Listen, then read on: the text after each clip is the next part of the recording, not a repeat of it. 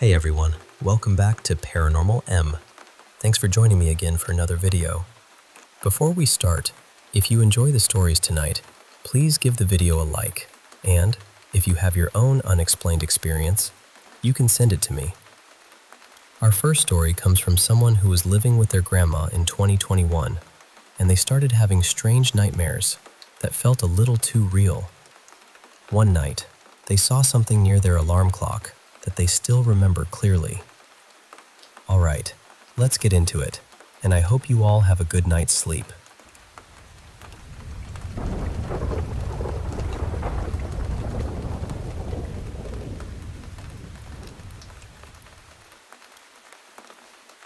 Back in 2021, I was living with my grandma. I was around 12 at the time, and for a few months, I had been having these awful nightmares. Sometimes, in those dreams, it felt like someone was near me. Not a person exactly, more like a spirit or some kind of presence, just hovering close by. I wasn't really religious back then, but my grandma had taught me a short prayer. She told me to say it whenever I felt scared, so I started using it when those nightmares got bad. But one night felt different. I woke up in the middle of the night. I don't know what time it was, but I remember looking toward my alarm clock, and right in front of it, covering the numbers, I saw what looked like an old woman's hand. The strange part was, her hand was moving like she was crushing or smothering something, but there was nothing there. I didn't feel anyone standing near me.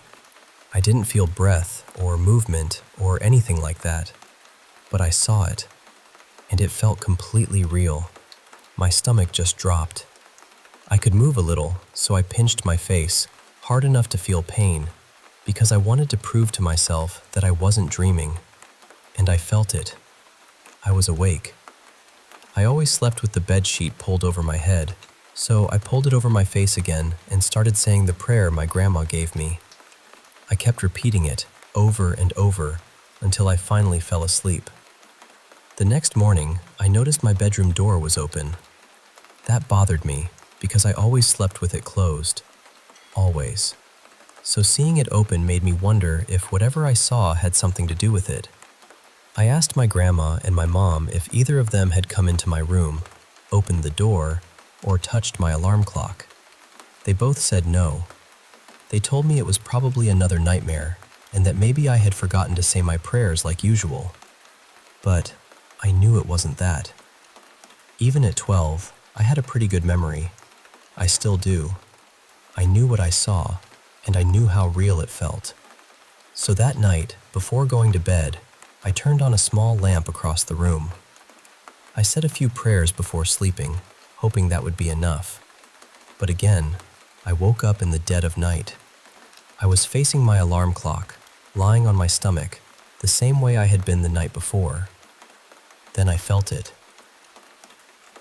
It felt like someone was climbing onto my bed, not jumping on it, not suddenly, slowly. It felt like their legs were moving into place next to me, pressing close enough that I felt trapped inside my own bed sheets. My stomach dropped all over again. I didn't look. I just closed my eyes and started praying. I kept praying until I fell asleep. The next morning, my clock had been moved. Maybe I had knocked it in my sleep. Maybe it was something else. I honestly don't know. That whole experience stayed with me for a long time because I kept wondering what it was. What if someone who had died nearby was attached to me? What if something was trying to get my attention? What if it wasn't friendly? Thankfully, that was the last time anything like that happened. Since then, I haven't had another experience like it. Part of me wonders if I was hallucinating somehow, but another part of me still thinks it might have been a spirit, maybe an old woman trying to reach me for some reason. Whatever it was, it scared me badly. I've been more religious for about a year now, and I still say my prayers at night. And since that incident, I've been okay. But I'll never forget how real it felt.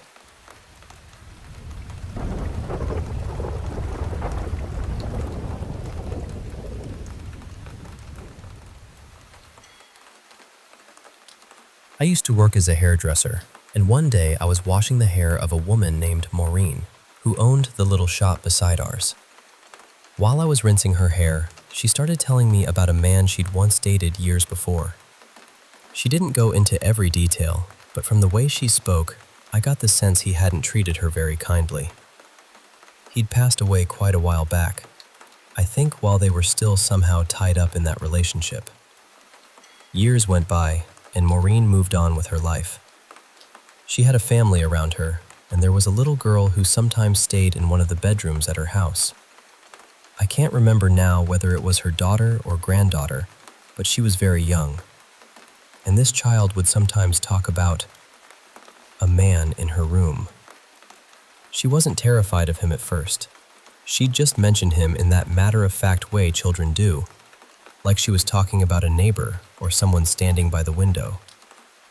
But the strange part was that when she described him, Maureen realized the description matched her old boyfriend exactly. The same look, the same presence, everything. Then one night, the little girl came running into the main bedroom crying.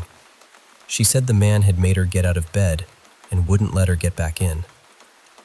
Maureen got up to go and see what was going on, and just as she was heading toward the child's room, there was this huge crash.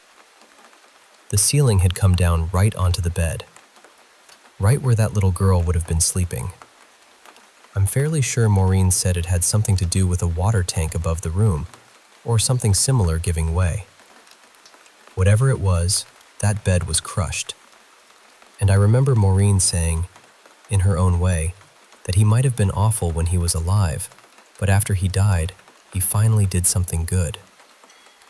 I've had a few experiences around this sort of thing myself, especially when my own daughter was little. There was one time when I was in the bath with her. She was only about 2, and suddenly she looked toward the end of the bath and said she could see eyes there. At first, she sounded surprised more than frightened, but when she realized I couldn't see what she was seeing, she became scared. This sort of thing had happened before, so we taught her to tell anything she didn't like to go away. So she started saying, "Go away," again and again. But this time, it didn't seem to work. Whatever she was seeing stayed there. I tried to keep calm. I didn't want to frighten her more, and honestly, when you're a parent, the practical things still have to happen. You still have to wash your child, get them out, dry them. Keep everything ordinary if you can. I've sat in a mediumship development circle before, so my threshold for strange things is probably a bit higher than it used to be. But even so, this felt heavy. I got her out of the bath and took her into her bedroom to dry her off on the floor.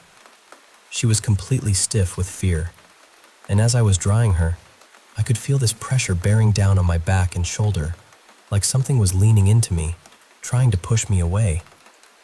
I kept forcing my shoulder back, and I remember saying, more than once, "Get back." My wife is Central European, and both of us have relatives who've passed. My best guess has always been that it may have been one of her female relatives from an older generation. Someone from a time and place where a father bathing with his little daughter would have been seen as completely wrong, because that was considered women's work. So I don't think it was evil. I think it may have been protective, just far too forceful and completely unnecessary. That's why, when people talk about children seeing spirits or presences in the house, I don't always jump straight to horror film conclusions. Sometimes I think they may be there for protective reasons. Not every presence is trying to frighten you. Sometimes, it might just be someone standing guard in the only way they know how.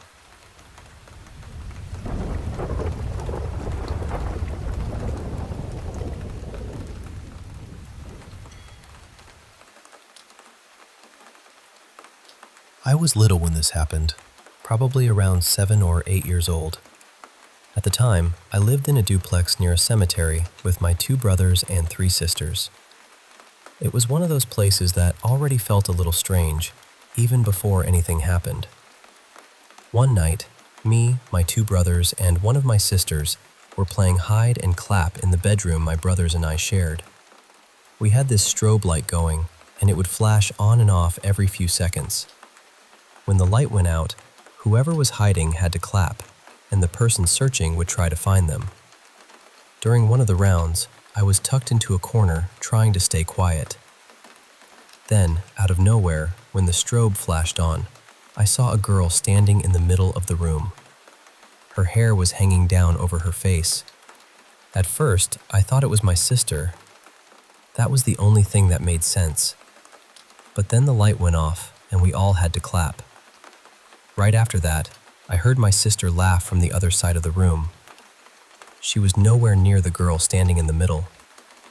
When the strobe flashed again, I could see the girl better. She was wearing a long white dress, and she was still just standing there, with her hair covering her face. Then, all at once, she dropped to the floor. She landed on all fours and started crawling toward me. I can still remember how fast she moved. My heart just sank. I started crying and screaming, "Turn the light on! Turn the light on!" She kept coming closer, crawling straight at me, until she was only about a foot or two from my face. Her hair was still covering everything, and I was so scared that I covered my face with my hands. When my sister and brother finally turned the lights on, she was gone. I have never played that game again. But the part that still bothers me is that I'm pretty sure I had seen her before. I have this one memory from when I was really little, maybe still learning how to walk. It's short and blurry, but it has stayed with me.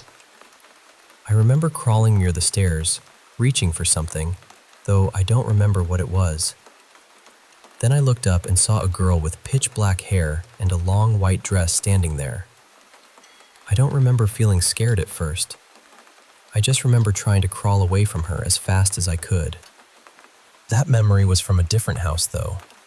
It was a blue 2-story house with an attic, not the duplex by the cemetery. My sister once told me something that happened in that house, too. I don't remember every detail, but I remember the main part.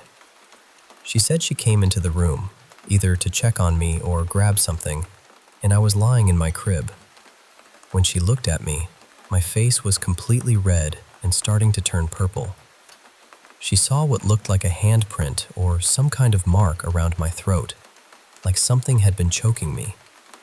She panicked and screamed for our parents. Then the mark faded.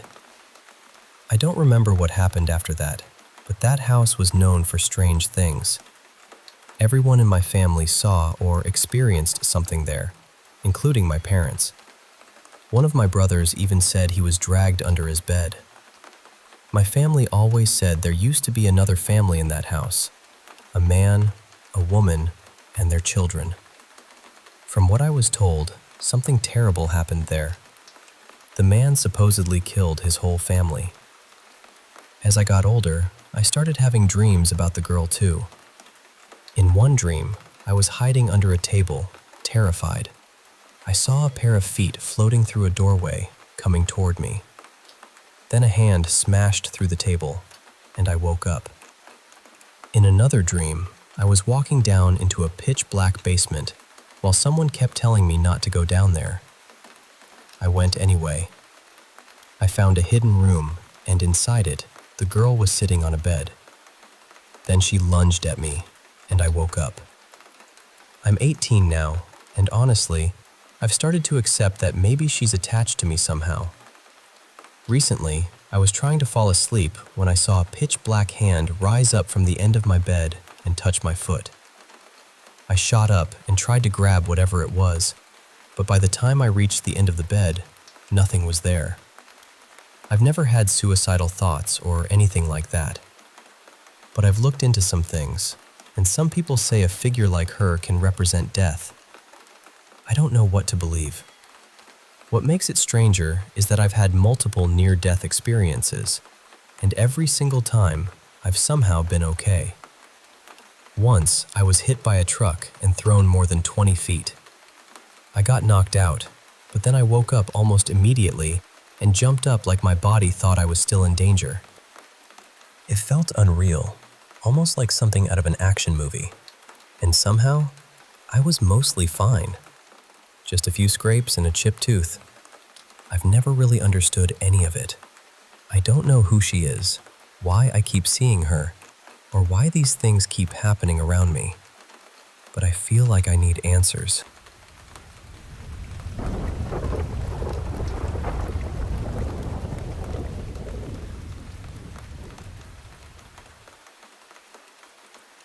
I'm truly sorry for what you've been through. I don't want to pretend I can fully understand that kind of loss, because I can't. But I do want to say this clearly. The things you're noticing are not nothing.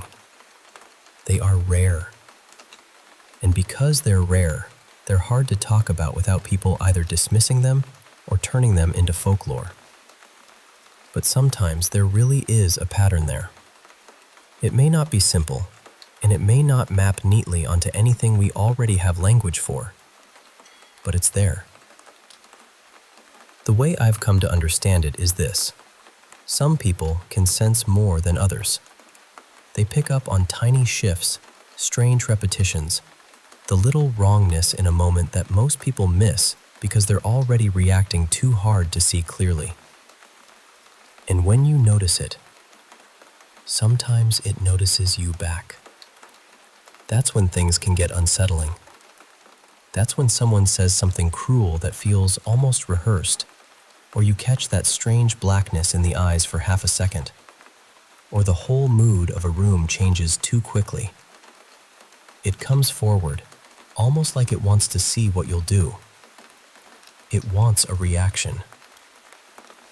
I've seen those black eyes too, more than once. And even now, after standing right there and knowing what I saw, some part of my mind still tries to say, no, that couldn't have happened. But yes, it can. I think there's a much wider gap between how we believe reality works and how it actually works. We live inside a smaller explanation than the world deserves. People who are sensitive, who take in more information than most, who are good at reading patterns, can sometimes catch that extra movement beneath the surface. And when whatever is there realizes it has been seen, it slips. Just for a second. It becomes too obvious. That's the moment that stays with you. The moment nobody teaches you how to explain. I've also started to think this thing can be recursive. It can repeat through people. Sometimes we look at someone and say, well, that's addiction, or that person is just cruel, or that's just their personality. And sometimes, yes, maybe that's true. But other times, it feels more complicated. It seems to shape a person slowly. It pushes them into patterns. The behavior becomes darker, sharper, more predictable in a strange way, almost as if the pattern itself gives something else a place to settle. And the more that person accepts their own darkness, the easier it becomes for that presence to remain. I've heard certain cultures speak about this kind of sight more openly than others. Some indigenous teachings speak about people moving through life with only one eye open. Irish tradition has whole worlds of language for what sits just beyond the ordinary. Not because everyone believed the same thing, but because they had room for the possibility that reality had more doors than we like to admit. So my deepest advice is this: protect yourself. Not with fear. Fear feeds too many things. Protect yourself with clarity, with boundaries, with people who keep you steady, with the refusal to let someone else's darkness become your weather. Because whatever that layer is, I don't think it always stays still. It starts small. A thought, a habit, a resentment, a tiny permission. Then it grows until the person carrying it becomes easier to steer. And when you're someone who can see it, that behavior may never make sense to you. You'll keep wondering how people can become so consumed. But there they are. And there you are, still seeing. So be careful with your gift.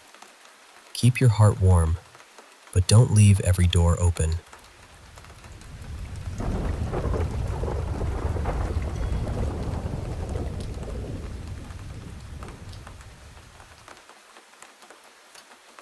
I was staying at a hotel in Cervinia a while back, and the next morning at breakfast, my friend Martin looked like he had not slept at all. He sat down, quiet for a minute, and then told me something that made the whole table feel colder. He said he woke up in the middle of the night in his room. It was completely dark, that heavy kind of dark you only get in unfamiliar places. And then this dim, dark blue glow came through the wall. Not from the hallway, not from under the door, through the wall. At first, he said it was just a shape, barely lighting up parts of the room. Then it started to become clearer, and he realized it looked like a man. The figure moved toward his bed. Then it turned and sat down on the left side of the mattress, right near him. I stopped him right there and asked, "Did you feel the bed move?" He looked at me and said, "Yes, I felt it sink." That part got me. So I asked, "What did you do?" He said, "I kicked it." Just like that. Pure panic, pure instinct. He swung his right leg at the figure, and his leg went straight through the middle of its body. But somehow, at the same time, he got thrown off the bed and landed on the floor. When he got up, the room was completely dark again. The figure was gone. He did not sleep after that. Now here is the part he did not know when he was telling me this. I had seen something that same night too. In my room. Mine never sat on the bed. It came in as that same faint blue glow, but instead of turning into a man, it tightened into a sphere about the size of a softball. Then it zipped across the room and vanished through the wall. The second it left, the room went black again. And I know how strange that sounds. I know. But afterward, I actually checked the wall. I looked for scorch marks, burns, heat, anything. The wallpaper was old, and there was not a single mark on it. I touched the wall seconds after it happened, and it felt normal. No warmth. No residue. Nothing. That is what bothers me most. Because if something is not physical enough to care about walls or legs, how does it have enough weight to press down a mattress? How does it pass through a person, but still move a bed? Maybe the answer is not that it had mass in the way we understand mass. Maybe the answer is that we do not understand the room we are standing in nearly as well as we think we do. And that was not the only time something like this happened to me. Years later, I was at home in bed, reading, with my cat Lottie curled up nearby. The house was quiet. Then we both heard it. It sounded exactly like a small dog running full speed down the wooden hallway. Little claws tapping hard on the floor, frantic and fast, coming straight toward my bedroom. Lottie heard it too.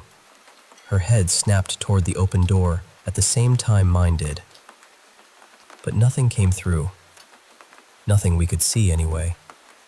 The sound burst into the room, rushed toward the bed, went underneath us, and then we heard it slide into a pile of papers and hit the wall with a dull little clunk. Then silence.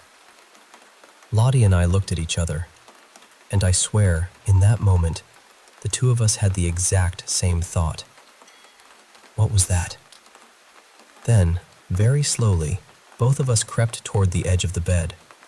Me leaning over, her stretching her neck forward, both of us peering down like a pair of cowards investigating a monster under the floorboards.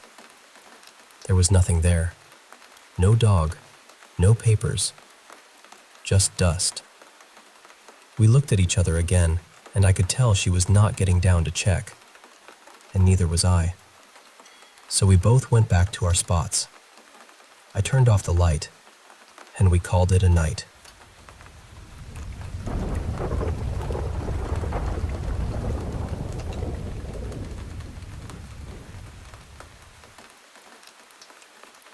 I know it can feel strange to talk about experiences that are built out of feelings, intuition, dreams, or those little flashes in the mind that you can't exactly hold up as proof. But I understand what you mean. Sometimes you just know something. There isn't really a way to package it neatly for another person, and honestly, I've never felt much need to convince anyone. I do think there's more to us than we're usually taught to believe. More awareness, more knowledge moving quietly under the surface. A whole underground river of knowing. I've had a few moments like that, and most of them have been connected to family who've passed on. They've come through as feelings, sounds, dreams, half-awake moments, that sort of thing. I'll try to explain a couple of them without making it sound too wild. The day my dad died, I was standing outside the apartment building where I lived at the time. I was on a busy street, but everything around me felt muted. I had been inside trying to pack, trying to function, trying not to completely fall apart. I stepped outside because the grief was just too much. Then, all at once, I saw something in my mind. It was my dad with a group of older male relatives, men I had never actually met because they had died long before I was born. I'd heard so many stories about them, though. They were loud, funny, full of life, the kind of men who seemed to enter a room before their bodies did. And in that moment, I saw them marching up a city street together, laughing, teasing each other, making a big, joyful fuss. My dad was with them.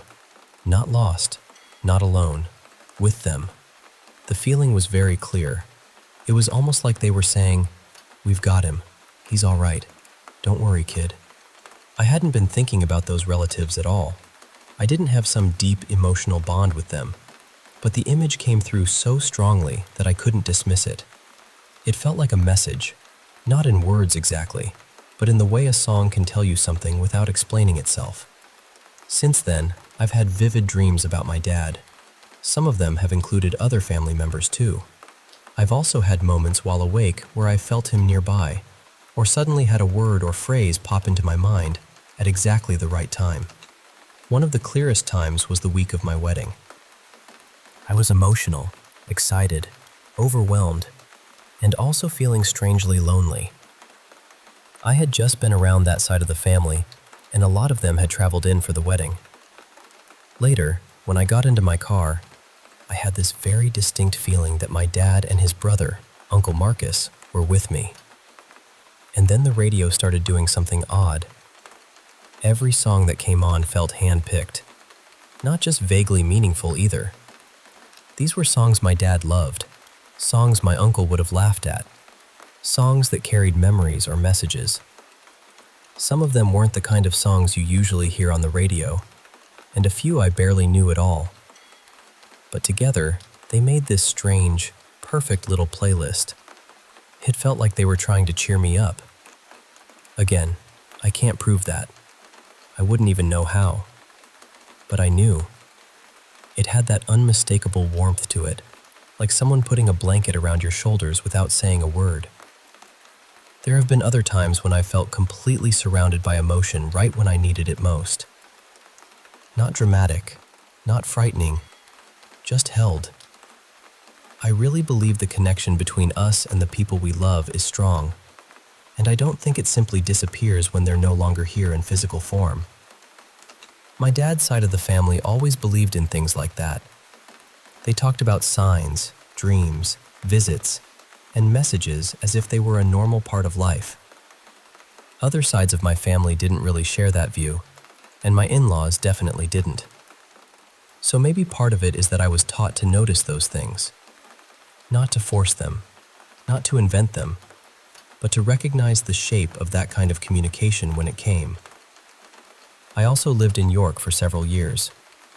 I'm not English, but that city has such an old, layered feeling to it. Medieval streets, narrow passages, stones that seem to remember everything.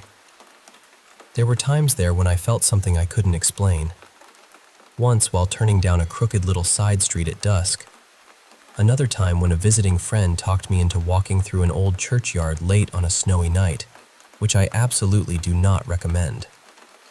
And once, just walking home, a sudden rush of wind came down the street, and I felt this cluster of presences move past. Not threatening, not interested in me really, just passing through with purpose, as if they were headed somewhere else. The strange thing is, these moments never happened when I was trying to have an experience. I wasn't looking for ghosts or signs or anything mystical. Most of the time, I was just going about my day, thinking about groceries or weather or what I needed to do next. And then something would pass through the ordinary world and make it feel, for just a second, much wider than it looked.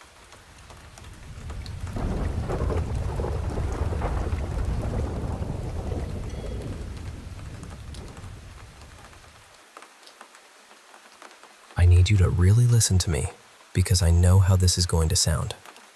This started right after winter break during my junior year. Our old assistant principal had retired before the holidays, and when we came back, the school held this assembly to introduce the new one. Her name was Ms. Balin. The strange thing was, nobody knew anything about her. And I mean, nobody. At our school, that was unusual.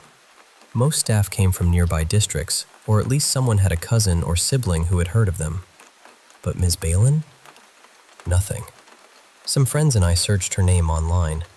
Job sites, school pages, social media, old staff directories. There was no trace of her anywhere. We figured maybe she came from farther away. Maybe she just kept a low profile. Then we met her. She walked onto that stage on January 7th, smiling like she had practiced it in a mirror for years. She looked almost too polished.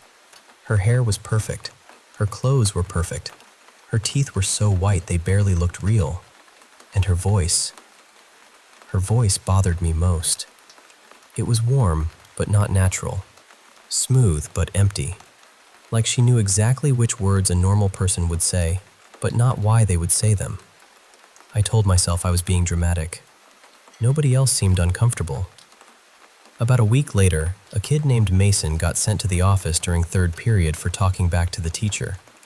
He grabbed his backpack, rolled his eyes, and walked out. That was the last time anyone saw him alive. At first, the police said he must have run away before reaching the office. Conveniently, every hallway camera between our classroom and the office had been off at that exact time. The school called it a technical issue. I didn't believe that.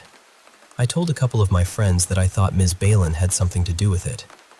They looked at me like I needed sleep. Maybe I did. I wanted them to be right. 2 weeks later, they found Mason in the woods behind the school. I won't describe everything. I can't. But they said no animal could have done that much damage that quickly. After that, I stopped doubting myself. One afternoon, I stayed late at school pretending to work on a history project. Really, I was waiting for Ms. Balin to leave. When she finally walked out, I followed at a distance and watched her get into her car. She drove away. Then the car vanished. Not turned a corner, not disappeared behind a truck. It vanished in the middle of the road, like someone had erased it from the world. I sat there in my own car, shaking so badly I could barely hold my phone. I called the district office and asked about our new assistant principal. The woman on the phone paused. Then she said, "I'm sorry, who?" I repeated the name, Ms. Balin. She told me they had no record of anyone by that name working for our school. That was when I called the police. They found one address in the city connected to that last name. When they broke in, the house was empty. Not abandoned. Empty. No furniture, no clothes, no dishes, nothing. Just walls and dust. I should have gone home after that. I should have stayed with my parents. I should have done anything except what I did next. But I went back to the school. I parked across the street before sunrise and waited for her to arrive. She didn't come in a car. She came out of the woods. I watched her step between the trees in that neat coat and those polished shoes, smiling to herself like it was completely normal, like she belonged there more than she belonged anywhere else. I called the school right away. The principal, Mr. Montrell, picked up. I was yelling before he could even finish saying hello. I told him to lock the doors, barricade them, keep everyone away from her. Then I heard him say, calm as anything, "Good morning, Miss Balin." Those were the last words I heard from him. I drove. I didn't know where I was going. I just knew I had to get away from that building, away from those woods, away from her. A few hours ago, they found Mr. Montrell's body.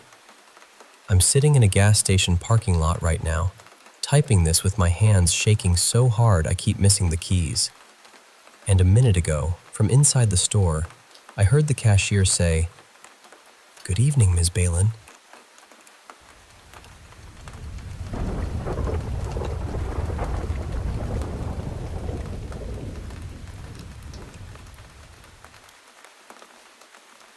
I was pregnant when my kid's father and I had nowhere to go. We were completely out of options, and his cousin, Marcus, said we could stay with his family for a little while, as long as my ex helped him with his painting jobs. He had this small house painting business, and at the time, it sounded like a lifeline. But honestly, from the moment we walked in, it felt wrong. My ex was already abusive, but being in that house made everything worse. Marcus had us sleeping in the living room, me in this old recliner, and my ex on the couch. I was pregnant, exhausted, scared, and trying to survive in a place that felt like it hated everyone inside it. The energy in that house was awful, heavy, dark, like the air had teeth. It became obvious pretty quickly that Marcus had relapsed, and the whole family situation was toxic. There was a child in the house who was being neglected, and I felt trapped watching it happen. I had nowhere else to go, so I just tried to keep my head down. They would leave me alone there for hours. Somehow, I became the person cleaning up after everybody. Sometimes I was even expected to cook dinner, but the dinner was only for their family. I was not allowed to eat it. I was also told I could only take 5-minute showers. And listen, I was pregnant, miserable, and aching everywhere. So one day I took a real shower. Maybe 20 minutes. Warm water, peace, just a tiny piece of being human again. Marcus punished me by removing the entire shower head. Yes, the whole shower head. I did eventually get away from my ex, and I gave birth somewhere safe. But those few weeks in that house were something else. Aside from the people, there was something deeply wrong with the place itself. The first thing my ex and I noticed was the staircase. There was just something about it. It looked dark even during the day, like light didn't really touch it. Later, Marcus's wife, Carla, told me she had once felt like something shoved her near those stairs, and she almost fell. While I lived there, I kept seeing people out of the corner of my eye. I would turn, expecting someone to be there, and the room would be empty. Sometimes it really was a family member walking past, because there were several people living in the house. But other times, nobody was there. I also saw these black shapes low to the ground, almost like blobs with legs darting across the floor. At first I thought it was one of the dogs, but then I would realize the dogs weren't even inside. And those poor dogs were neglected too.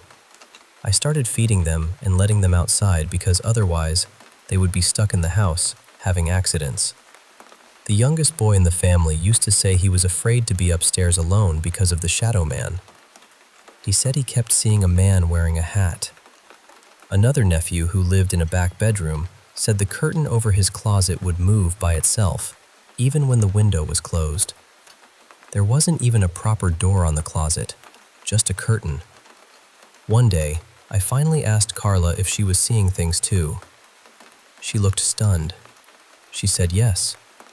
She told me she thought she was hallucinating because of the abuse she was dealing with and the grief from losing her mother. The relief and fear on her face when she realized other people were seeing it too, I will never forget that. After we left, someone called CPS, thank God. Carla was told she had to leave Marcus or risk losing her child. She went back to him, and their child ended up being raised by another family member. But the house itself? That place had its own kind of darkness. One night, for once, it was only me and my ex there. I was sitting on one couch, and he was across from me on the other one, maybe 3 feet away. We were talking, and the conversation started getting louder. Then, right in front of us, clear as anything, we heard, "Shh." We both stopped instantly. He stared at me, and I stared at him. I said, "Was that you?" He said, "No. You heard that too?" I said, "Yes." There was nobody else in the house. Another night, I had left a bag of oranges in the car, and because I was pregnant, I wanted them so badly it felt like a mission. The problem was, I hated the front porch. I avoided it whenever I could. It always felt dark and strange, like something was sitting out there waiting. But I really wanted those oranges. So I told myself I would just hurry. I waddled across the house, went outside, grabbed the bag from the car, and turned around. That's when I heard a deep growl coming from the bushes. Not a little animal sound. A deep growl. I ran back inside as fast as my pregnant body would let me. Then I checked to make sure none of the dogs had been left outside. They were all inside. That house felt like it drained people, like it pulled the life out of everyone who stayed there. We weren't there long, but every single day felt haunted, traumatic, and heavy. And for some reason, the bathroom mirror scared me more than almost anything else in that house. I still don't know what was in there, but I know that house was not empty.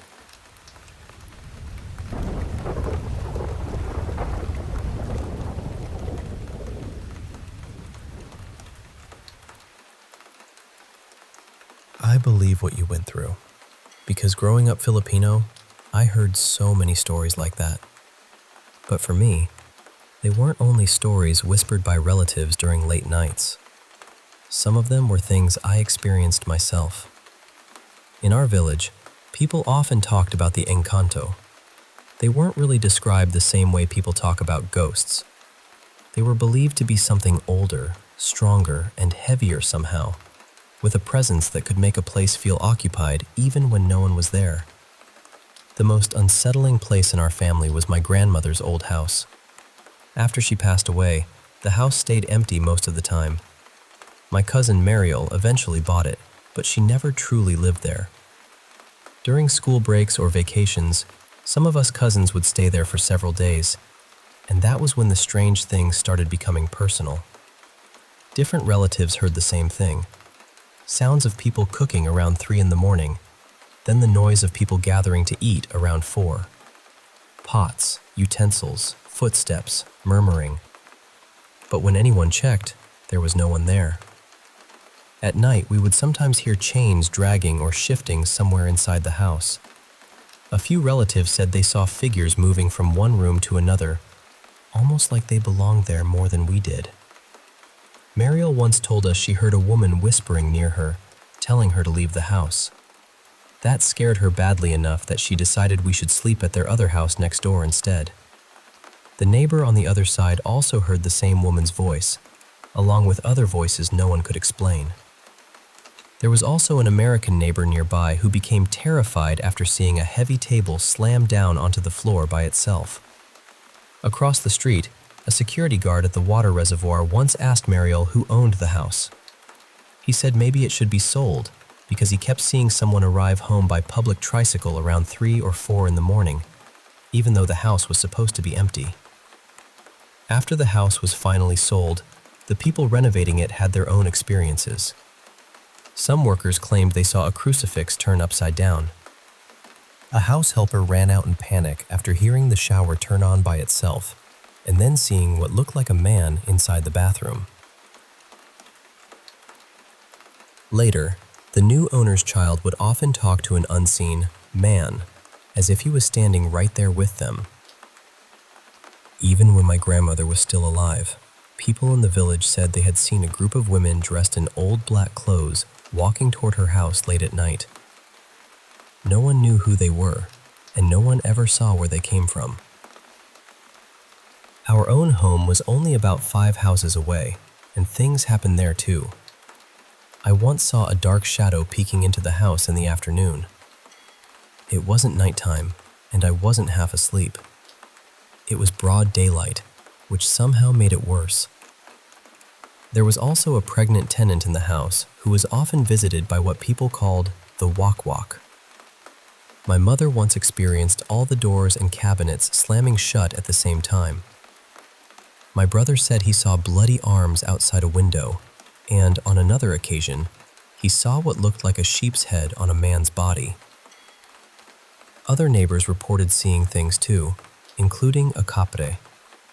Sometimes we heard footsteps moving across the roof.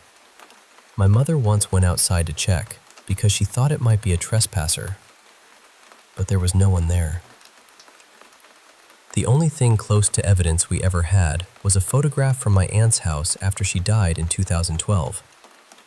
Someone had taken a picture of a tree that suddenly looked like it was dying, even though it had never looked that way before. In the photo, there appeared to be smoke near it, even though there was no fire and no smoke in the area at the time. It reminded me of something our family said happened when my great-grandfather died. Fireflies gathered around a tree then, almost like the world was quietly marking that someone had passed. That is why I believe these things are real. Not because I want them to be, but because too many people saw, heard, and felt them. And when a place carries that much history, grief, and silence, sometimes it doesn't feel empty at all.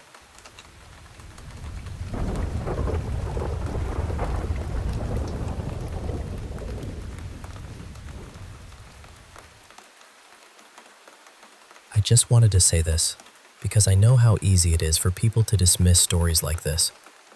Sometimes online, people downvote something just because it is longer than they feel like reading, or because it does not fit neatly into what they already believe. But honestly, that says more about them than it does about the person sharing. The things I saw when I was young were real to me. I know what it feels like to see something you cannot explain, and I know how unsettling that can be. One of those memories involved something outside a window, and another involved dogs I have never been able to forget. And I mean that.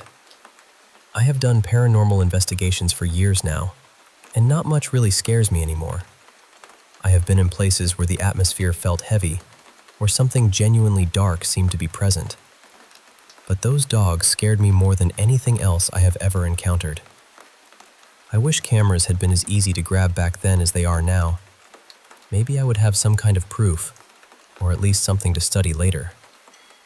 To this day, I still do not know whether those dogs were physically there, whether they were an apparition, or whether they were somehow showing themselves to me through my mind's eye. But whatever they were, they made real sound. The snarling and growling were not just in my head. My dad heard it too, and he came to my room quickly because it had been going on long enough for him to know something was wrong. If I had been the only one aware of it, I do not think he would have reacted the way he did. Being a paranormal investigator has taught me to be careful. You have to look for normal explanations first. You have to do your due diligence before calling something paranormal. But even back then, before I knew any of that, my dad and I tried to figure out what had happened. We looked for explanations. We talked it through. Neither of us could make sense of it. What meant a lot to me was that my dad did not just brush me off. He did not treat me like I was making it up or being dramatic. He believed that I had experienced something, even if neither of us could explain what it was. That stayed with me. I do wonder if you ever talked to your parents about what you saw. I am sorry if you already answered that somewhere, but I am curious what they thought. Did they believe you? Did they try to explain it away? And was there ever anything else strange that happened in your home? The house I grew up in definitely had activity. Now that I am older, and after years of research and first-hand experiences, I have started to think the land itself may have had something to do with it. There was a Native American burial ground only a few hundred feet away, and I have wondered whether the area around our house was once considered sacred. I have also wondered whether there might have been some kind of doorway or energy point in or near the house. I know that sounds strange, but the activity never followed one simple pattern. It would happen in bursts.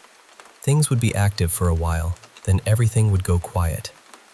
Then something completely different would happen later. I do not claim to know everything about the paranormal. I honestly do not think anyone does.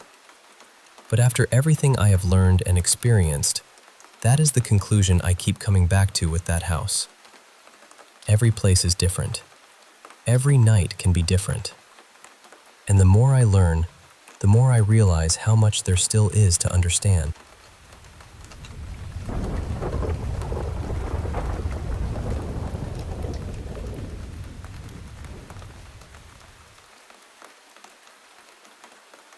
This sort of thing happens to me maybe once or twice a year.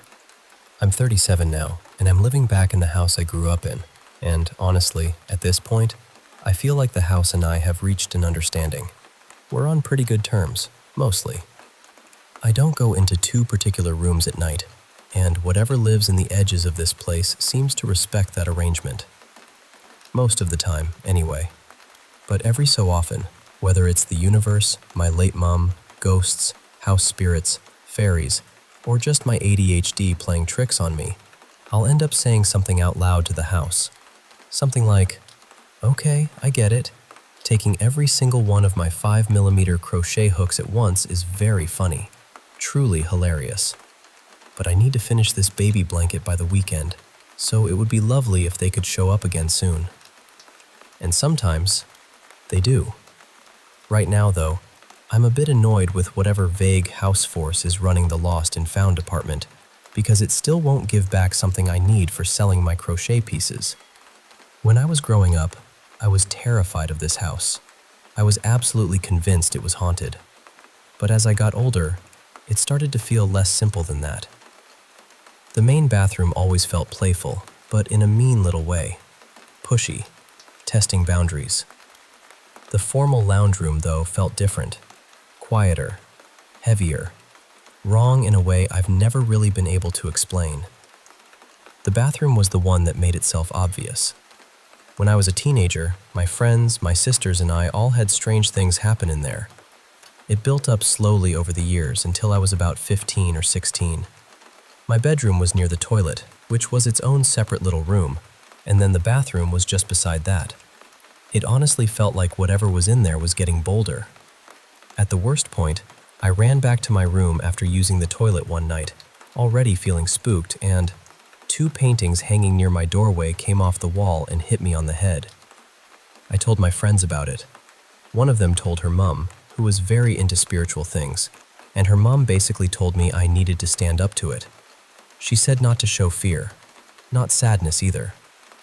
Anger. So I did. The next time I felt the hairs on the back of my neck rise, I just snapped.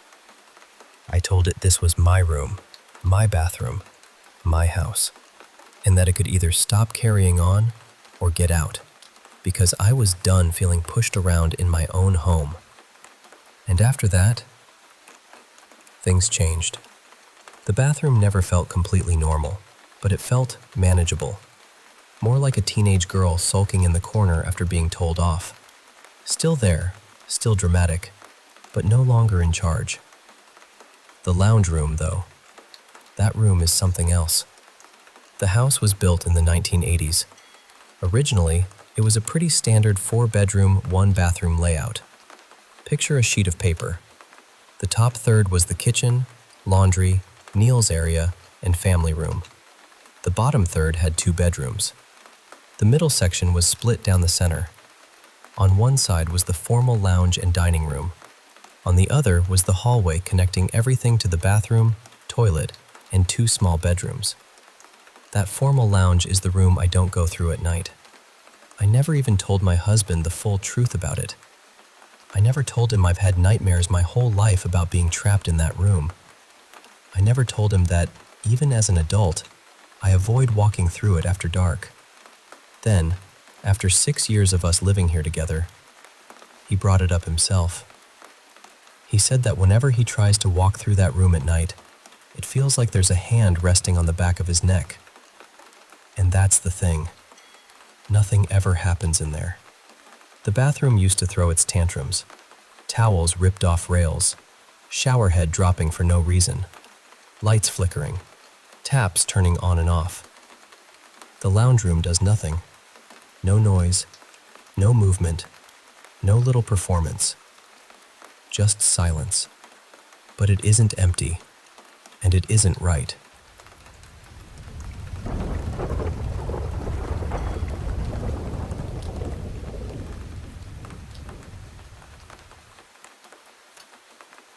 A few years ago, I was driving from South Texas up toward Kansas City, taking I-35 most of the way. It's one of those drives that feels like it goes on forever, and I usually prefer doing it at night. Not because I loved night driving exactly, but because I hated dealing with the chaos of Austin and Dallas traffic. At night, the road felt calmer, quieter, easier to breathe through. I crossed into Oklahoma a little after midnight. Once you get deeper into the state, there's this long, flat stretch of interstate that feels almost abandoned. 2 lanes going north, 2 lanes going south, and a wide, grassy median between them. There are little towns scattered here and there, but for long stretches, there's just darkness and road. By around 2 in the morning, I was somewhere in that empty middle. There was no moonlight to speak of, no glow from a town nearby. I hadn't seen another car in what felt like ages. I was in the right lane, listening to music, just trying to enjoy the quiet. Then my headlights caught him. A man was standing on the right shoulder. He was close enough to the road that I startled hard and swerved into the left lane without even thinking, just to put more space between us. He didn't move. I was going highway speed, so I couldn't see his face clearly, but I could see him well enough. He was a man, standing there facing the interstate, wearing jeans and a plaid button-down shirt. After the initial shock passed, something else hit me. There was no light, no flashlight, no phone screen, no hazard lights nearby. Nothing. Just this man standing in the dark on the side of an interstate in the middle of nowhere, Oklahoma, at 2 in the morning. My headlights had been the only light for miles. There wasn't an exit close by, not that I remembered. I hadn't seen a car pulled over, no vehicle in the ditch, no obvious reason for him to be there. As I kept driving, I kept expecting to come across a broken-down truck or some explanation sitting up ahead. But there was nothing. So I kept going and tried to brush it off. I remember thinking something like, "What are you doing out here, man?" A few miles later, though I honestly don't remember exactly how long it took, I came over a small rise in the road and saw an accident in the southbound lanes.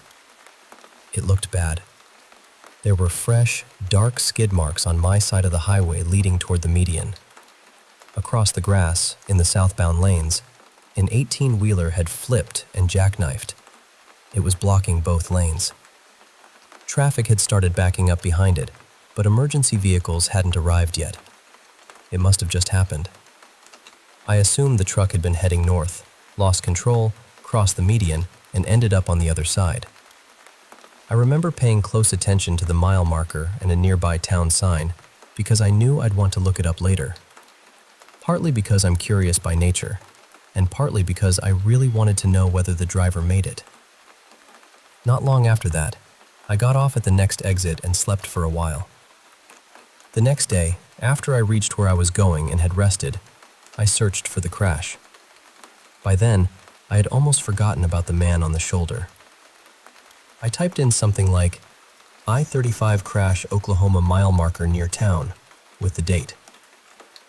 A few articles came up, but they weren't about the overturned 18-wheeler. They were about another accident that had happened almost exactly 24 hours earlier. Same mile marker, same stretch of road, but in the northbound lanes. According to the articles, a semi had slowed or stopped in the right lane, and a man named Daniel had been driving a pickup behind it. He hit the back of the semi at high speed and died on impact. That's when I realized those skid marks I'd seen were probably from that crash. then I saw his picture. In the photo used in one of the articles, Daniel was wearing a plaid button-down shirt. Same colors, same pattern, at least as far as I could tell, as the man I had seen standing on the shoulder the night before. I've tried for years to explain it away. Maybe I imagined him. Maybe I was more tired than I realized. Maybe my brain saw something ordinary and stitched it into something strange afterward. Maybe it was just coincidence piled on coincidence until it looked like something else. But I've never fully shaken it. Because what are the odds of two serious accidents happening at almost the exact same mile marker, almost exactly 24 hours apart? What are the odds that a random man would be standing there, in the dark, in the middle of nowhere, with no light, no car, no clear reason to be there? And what are the odds that he'd be wearing the same kind of shirt as the man who had died there the night before? Why didn't he move? Why didn't he react when my car passed him? Why was he just standing there, looking toward the road? I don't have answers. I probably never will. But every now and then, I still think about him. I think about the man who died there and the people who loved him. I think about how quickly a life can end on an ordinary stretch of highway. And I think about how the world doesn't always care whether we can explain it. Maybe it was nothing, but maybe it wasn't.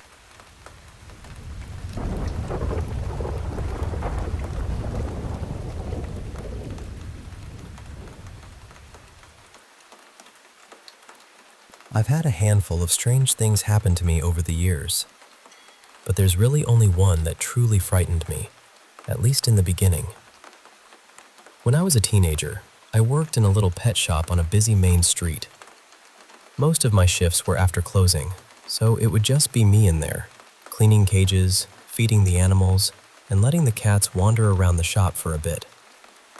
Not long after I started, I began hearing noises upstairs. Now, the shop was part of a row of connected buildings, so at first I told myself it was probably coming from next door. One side had a rather lively business upstairs, so you'd hear all kinds of sounds through the walls. After a while, though, I got used to those noises, and I could tell the difference between something coming from another building and something happening inside the shop. And this was definitely inside the shop. I'd hear footsteps moving across the wooden floorboards above me. Sometimes they'd come right down the stairs, heavy enough that the decorations hanging underneath would actually sway. Whenever that happened, every animal in the shop went silent. Even the birds. And there were dozens of them, the kind that usually never stopped chattering. Then things started flying across the room.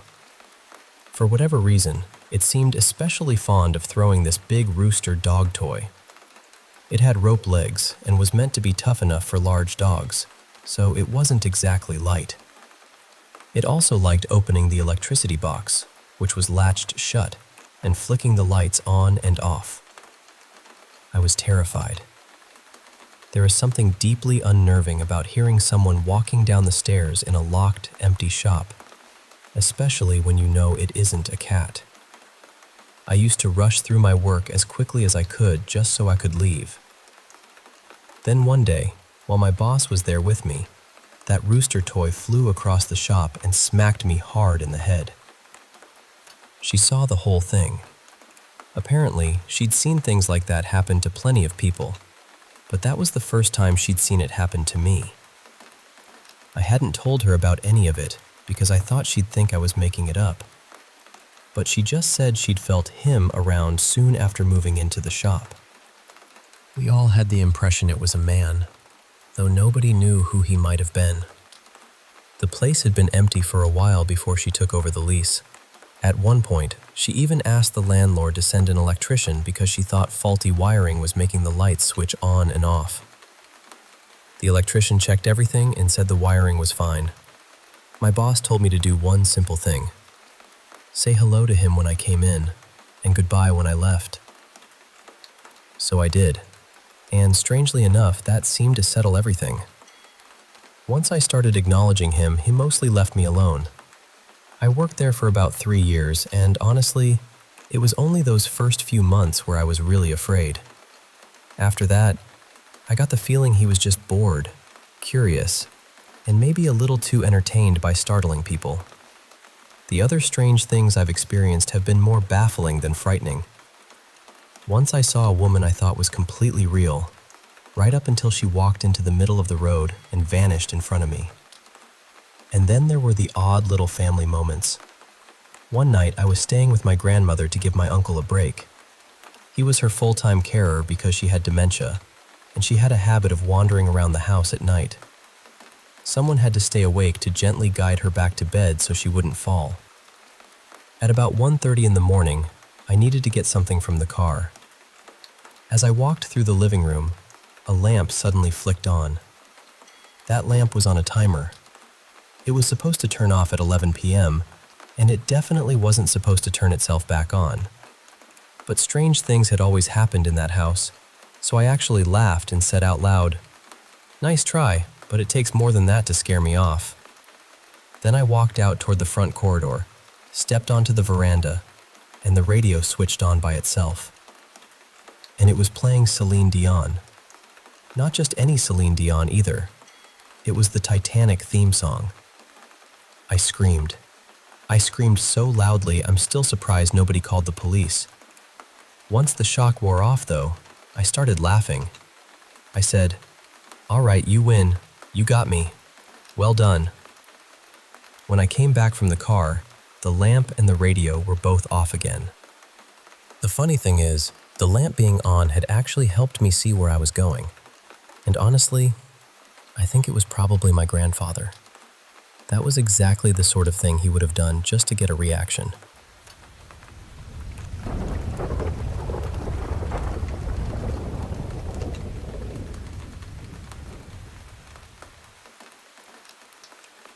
Over the years, I've had a few strange things happen that I still think about now and then.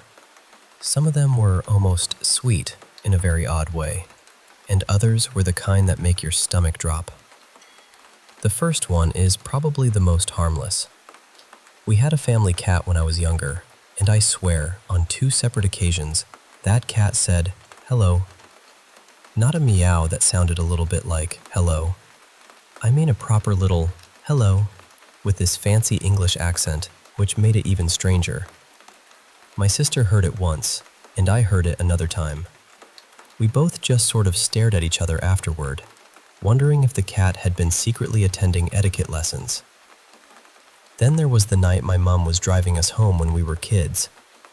This would have been sometime in the late 90s, back in Scotland. We were coming down the road toward the house when this round light appeared behind us. It wasn't headlights, and it wasn't lightning. The weather was completely ordinary, no storm, no thunder, nothing dramatic enough to explain it. But this ball of light followed the car. It stayed with us from the top of the road all the way down to our house, maybe a quarter of a mile. My mom pulled up outside, handed us the door key, and told us to run inside. And believe me, we ran. We were absolutely terrified. The kind of scared where your legs move before your brain catches up.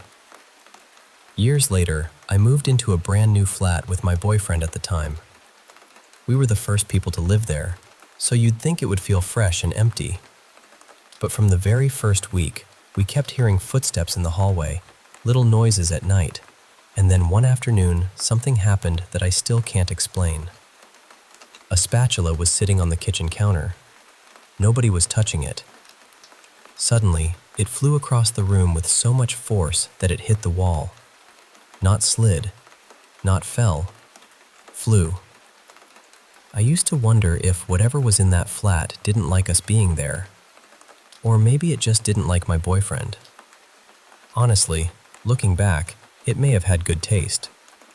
He turned out to be awful, and he's not in my life anymore, thank goodness. Maybe the spirit was trying to wave a giant, invisible red flag at me. But the scariest thing happened a few years ago when I went to stay at my parents' house.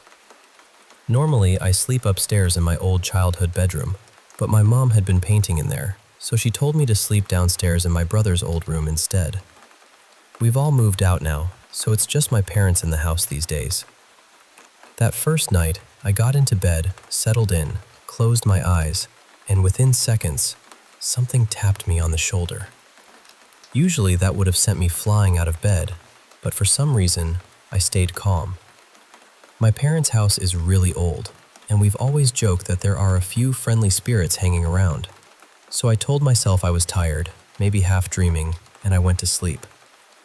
The second night, I got into bed again, and within a few minutes, something grabbed my ankle.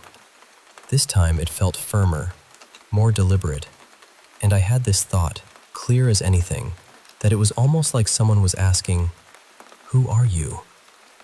I remember thinking, right, whatever this is, it thinks I'm not my brother, and it doesn't recognize me. I was more unsettled that time, but I still managed to convince myself there wasn't much I could do about it.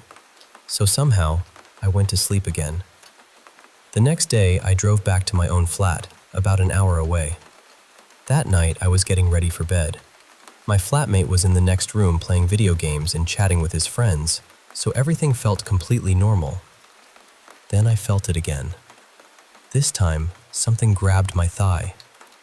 That was it. I properly panicked, because now it wasn't just in my parents' house. Whatever had been in my brother's old room had followed me home. I ran into my flatmate's room, completely shaken, and when I told him what had happened, he just looked at me and said, "Well, close the door. I don't want the spirit in my room." Which, honestly, was both the least helpful and funniest thing he could have said. The next day, I messaged our family group chat and told them what had happened. My brother, being completely casual about the whole thing, replied, "Oh yeah, that's always been in my room. It's not malicious, just nosy." And that was the strange part. It wasn't just that I'd felt something 3 nights in a row. It was that my brother had experienced it too, and he didn't even seem surprised. So in a weird way, it felt like confirmation. Apparently we had a curious little ghost friend. I saged my flat after that, and thankfully, nothing has happened since. Sorry to the ghost, I suppose. But I can safely say I will not be sleeping in my brother's old room again. I'd honestly rather take my chances upstairs with the paint fumes.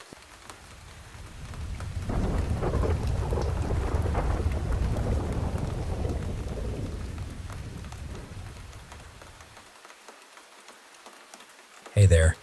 I want to share with you this really strange experience that my best friend Mercedes and I had. I'm going to use fake names to keep things comfortable and anonymous. Mercedes is my best friend of many years, Izzy is her oldest daughter, and Ryan is her son.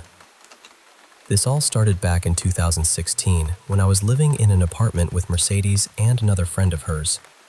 One night, I was home with my kids and the roommates were out. I saw my son walk past a slightly open door, but when I checked, he was fast asleep on the couch. That moment marked the beginning of a string of odd things that have been happening for the past 5 years. Some could be explained away, like the air conditioning opening a door or kids moving something, but others have no reasonable explanation at all. Unfortunately, most of these strange moments happened when I was the only one awake or home alone. It's tricky because kids have wild imaginations, and it's hard to know if what they say is just a dream or something real.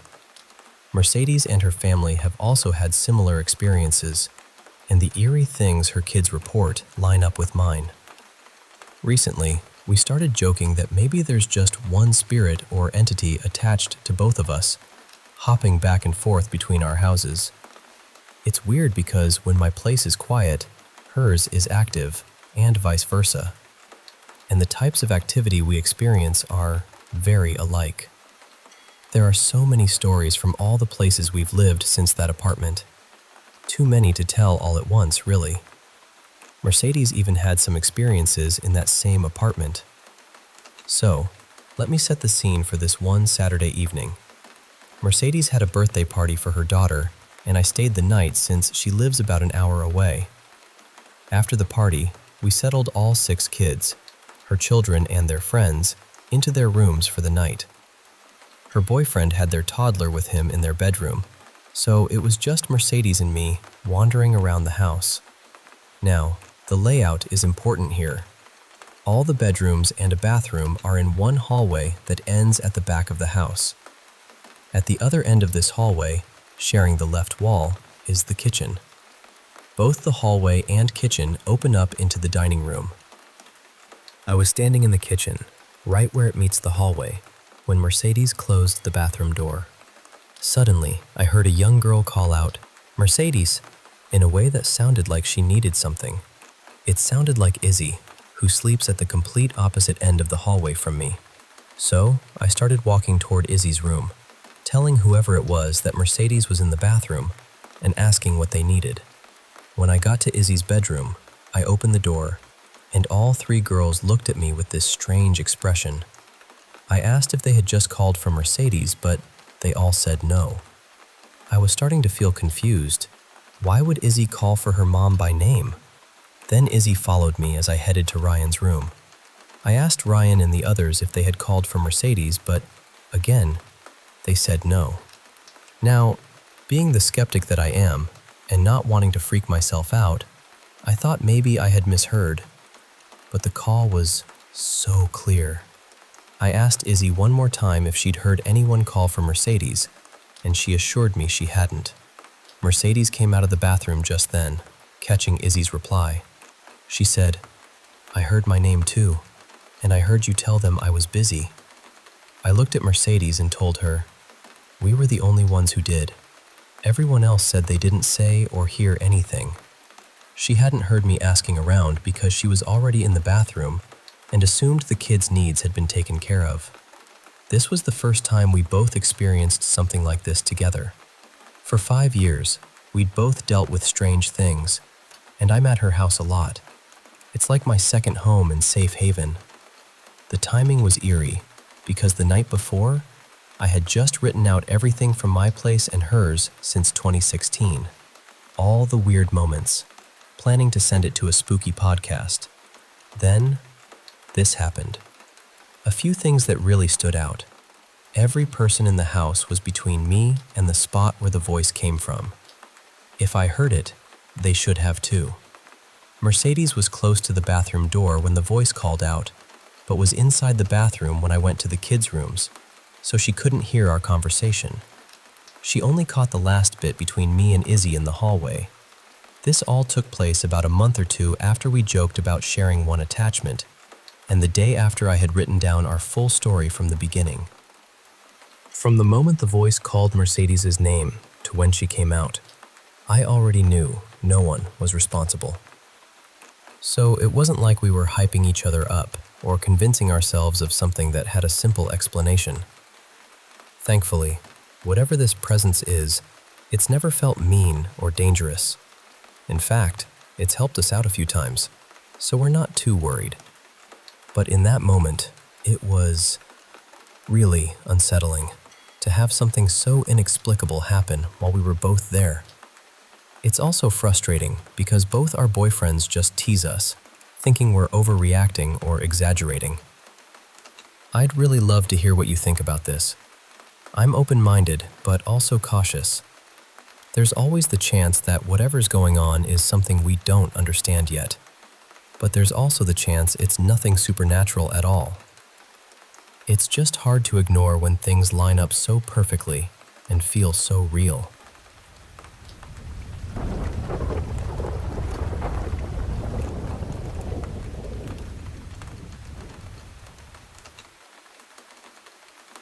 Hey, I want to share something pretty strange that's been happening to me for the last few years. Something I've come to think of as having a mimic around me. You know, like this entity that copies sounds, voices, or even appearances, kind of like a mimic in stories or shows. I actually got the term from a Netflix show I watched that talked about entities with this behavior. So, let me tell you, for about 4 years now, I've had these moments that could be chalked up to paranormal stuff, or maybe just odd coincidences. But lately, these events have been happening more often, and honestly, they feel a lot more like something supernatural than just weird luck. It all started with the usual spooky things you hear about, like wondering if that creak was just the old house settling, or if the wind outside made the boards groan. Doors slowly creaking open just a crack, little taps coming from empty rooms, footsteps shuffling in the kitchen when no one's there, shadows in the corners of rooms that seem darker than the rest at night. You get the picture. But recently, things have gotten louder, much louder. Almost every time, it's at night when I'm the only one awake. And these noises aren't subtle. There's no way I'm imagining them. For example, one night, I heard a scream from across the house. Sounded a lot like my daughter's scream after a nightmare, but the tone was just a little off. I checked on her, and she was peacefully asleep, totally undisturbed. Then there were the 3 loud bangs, spaced perfectly apart, coming from somewhere inside the house, not outside. And it gets weirder. I heard my boyfriend call me from the kitchen, the sound of his feet shuffling toward me. But when I ran to check, he was fast asleep, snoring loudly in our bedroom. That's what makes me think I might have a mimic. It's like it's copying the voices and sounds of my loved ones to mess with me.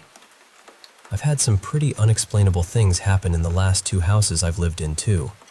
So if it's the same thing, it's not the house. It's attached to me. I'm honestly a little nervous sharing this, but maybe someone else has felt something like this, or can help me figure out what's really going on here. It's a strange mix of fear and fascination every time it happens, and I'm just trying to stay calm and understand it all.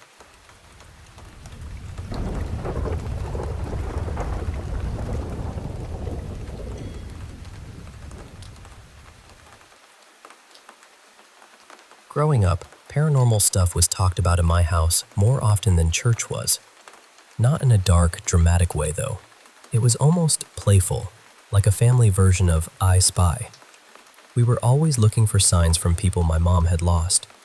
If we got stuck in traffic and passed an accident, the reaction wasn't, "That poor person, how awful."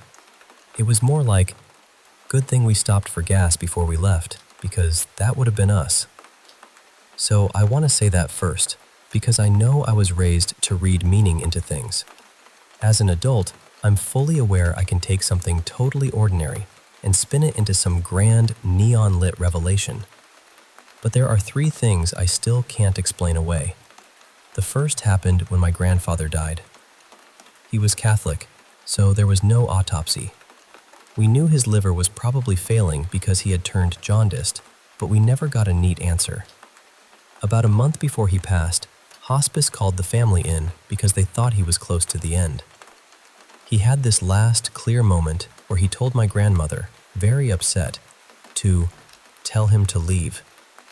He was talking about a man in the room that nobody else could see. After that, he slipped into that state hospice nurses warn you about. Barely conscious, that awful rattling breath, all of it. My siblings and I went to say goodbye, and my dad was completely falling apart.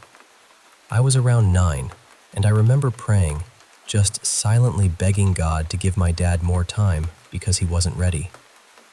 Then I kissed my grandfather on the cheek. He gasped so loudly that it scared me half to death. And then he lived another month. So we had to go through saying goodbye all over again in August.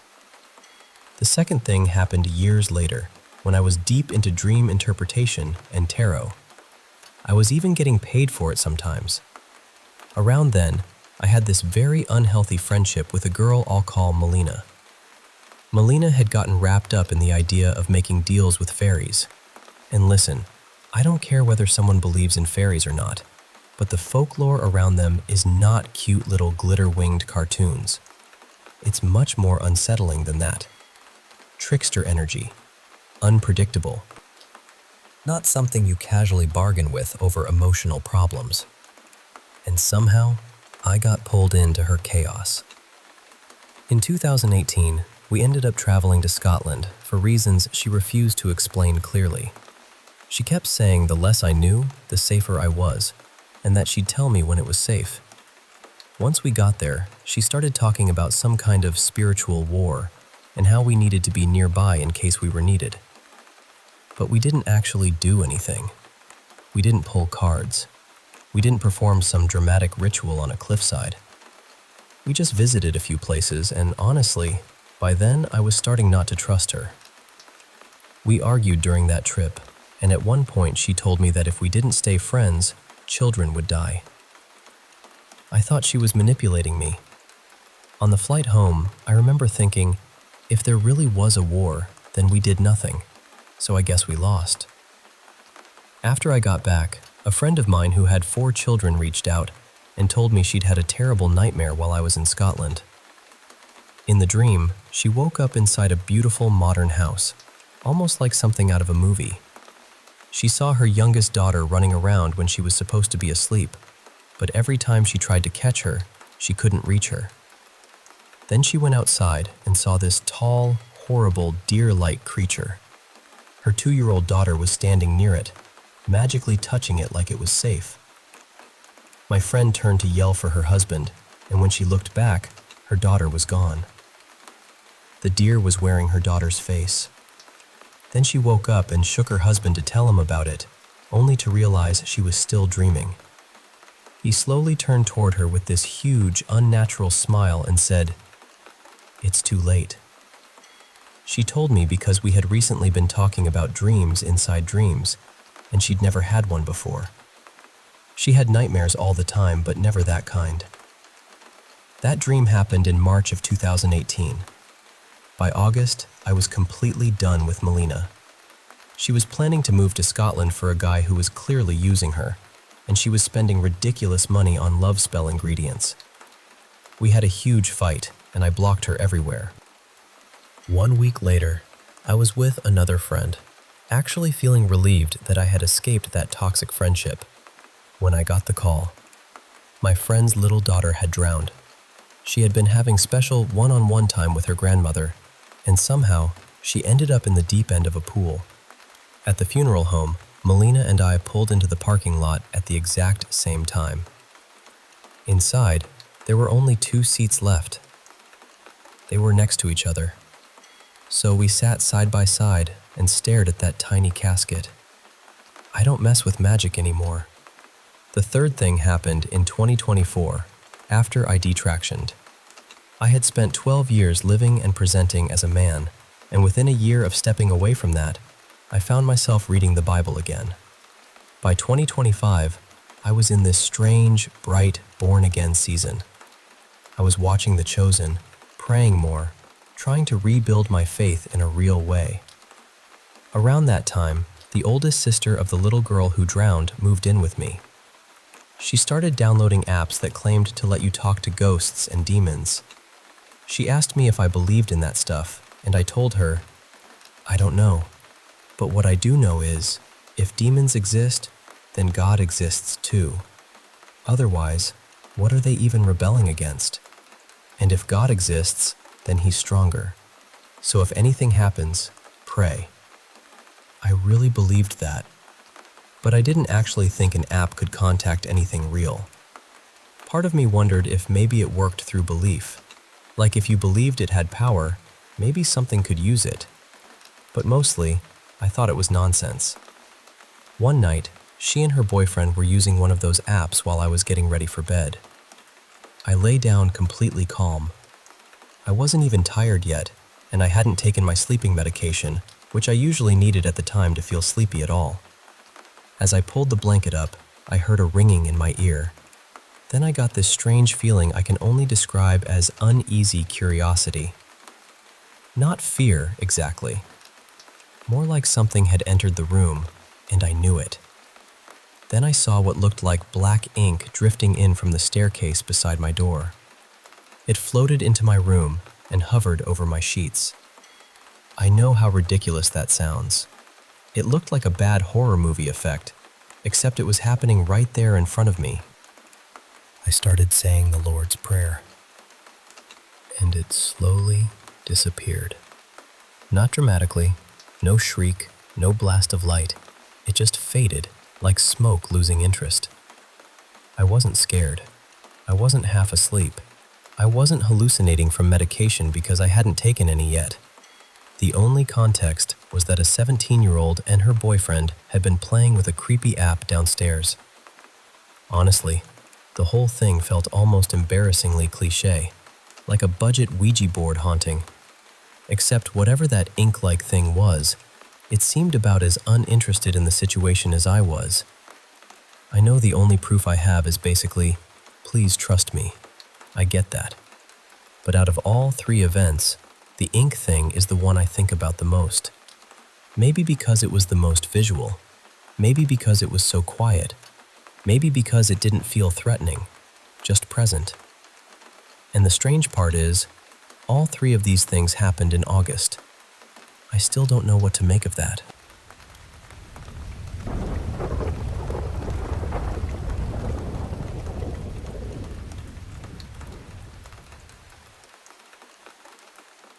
Hi, my name is Jonah J. Whitfield.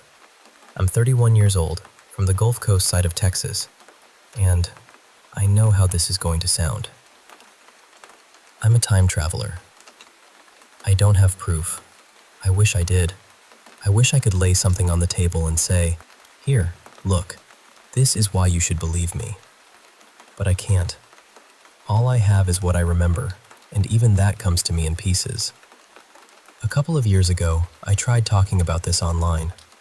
I posted something similar on a conspiracy forum, and people brushed it off as some kind of strange fiction project.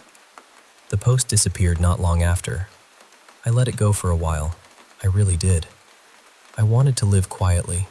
I wanted to work, eat, sleep, keep my head down, and pretend none of it was happening. But lately, pretending has started to feel impossible. I've contacted government agencies too. The FBI, the NSA. I sent what I could, explained what I could, and waited. Nobody has answered me. So I'm speaking again, because silence has started to feel heavier than the risk of being laughed at. Here's what happened. Every time I die, I go back. Not to yesterday, not to the morning before, not like some movie where I wake up and slowly learn everyone's secrets until I become untouchable. No, I go back years. The reset point is February 13th, 2022. At first, I thought I was being thrown back from 2024. That was what I understood then. But the loop kept stretching. I kept living further. The farthest I've made it, at least in the memories I can hold on to now, was June 18th, 2026. Then it happened again. And when it happens, the world goes with me. That's the part I know people won't accept. I'm not saying I step into a machine or open some glowing doorway. There's no device, no lab, no flashing console. It's my mind, or whatever part of me survives death, that gets pulled backward. And the whole universe snaps back with it. Over and over. More than 10,000 times, as far as I can tell. I don't remember every life clearly. I was never allowed to keep everything. If I had all those memories cleanly, I don't know what I'd be. Maybe something too far from human. But fragments come through. Images, feelings, deaths. Conversations that repeat with the same rhythm. People moving in familiar patterns. A sentence I've heard before. A car passing at the exact same second. A stranger's face appearing where I already knew it would be. Every 10 or 20 minutes, something clicks. The world tilts just a little, and I know, I've been here before. The people who died between 2022 and 2026 come back too. Then they live again, and most of them die the same way again. That's one of the cruelest parts. Time travel doesn't just save people, it traps them. At least, that's what it feels like from inside this. I've spoken with the ones responsible. Not out loud, not face to face. They come through in my head. Telepathically, I guess. I know that sounds impossible, but I don't have a better word for it. From what I've gathered, the universe is contained inside some kind of space-time enclosure. a firmament, a sealed bubble. If everything were infinite and open, then changing time would ripple outward forever. But if it's closed, it can be reset. Again and again. Like rewinding a tape until the ribbon starts to wear thin. And I think that's what they've been doing. Experimenting. Back in 2022, it was unbearable. I remember things that don't belong in any normal world. Insect-like beings. People being hunted. People being hurt. Whole neighborhoods turning into nightmares while everyone else seemed empty-eyed, almost mechanical. Like their choices had been taken out and replaced with commands. By the end of that year, the world settled back into something that looked normal. People acted like people again. The sky was the sky. Stores opened. Traffic moved. Families went on with dinner. But the voices didn't stop. They still speak into my thoughts. They push. They mock. They try to make me doubt myself. And honestly, some days they succeed. I know how this sounds. I know there are people reading this who have already decided what I am. Unwell. Lying. Performing. Confused. Maybe I'd think the same thing from the outside. But from where I'm standing, this is the only explanation that fits the shape of what I've lived.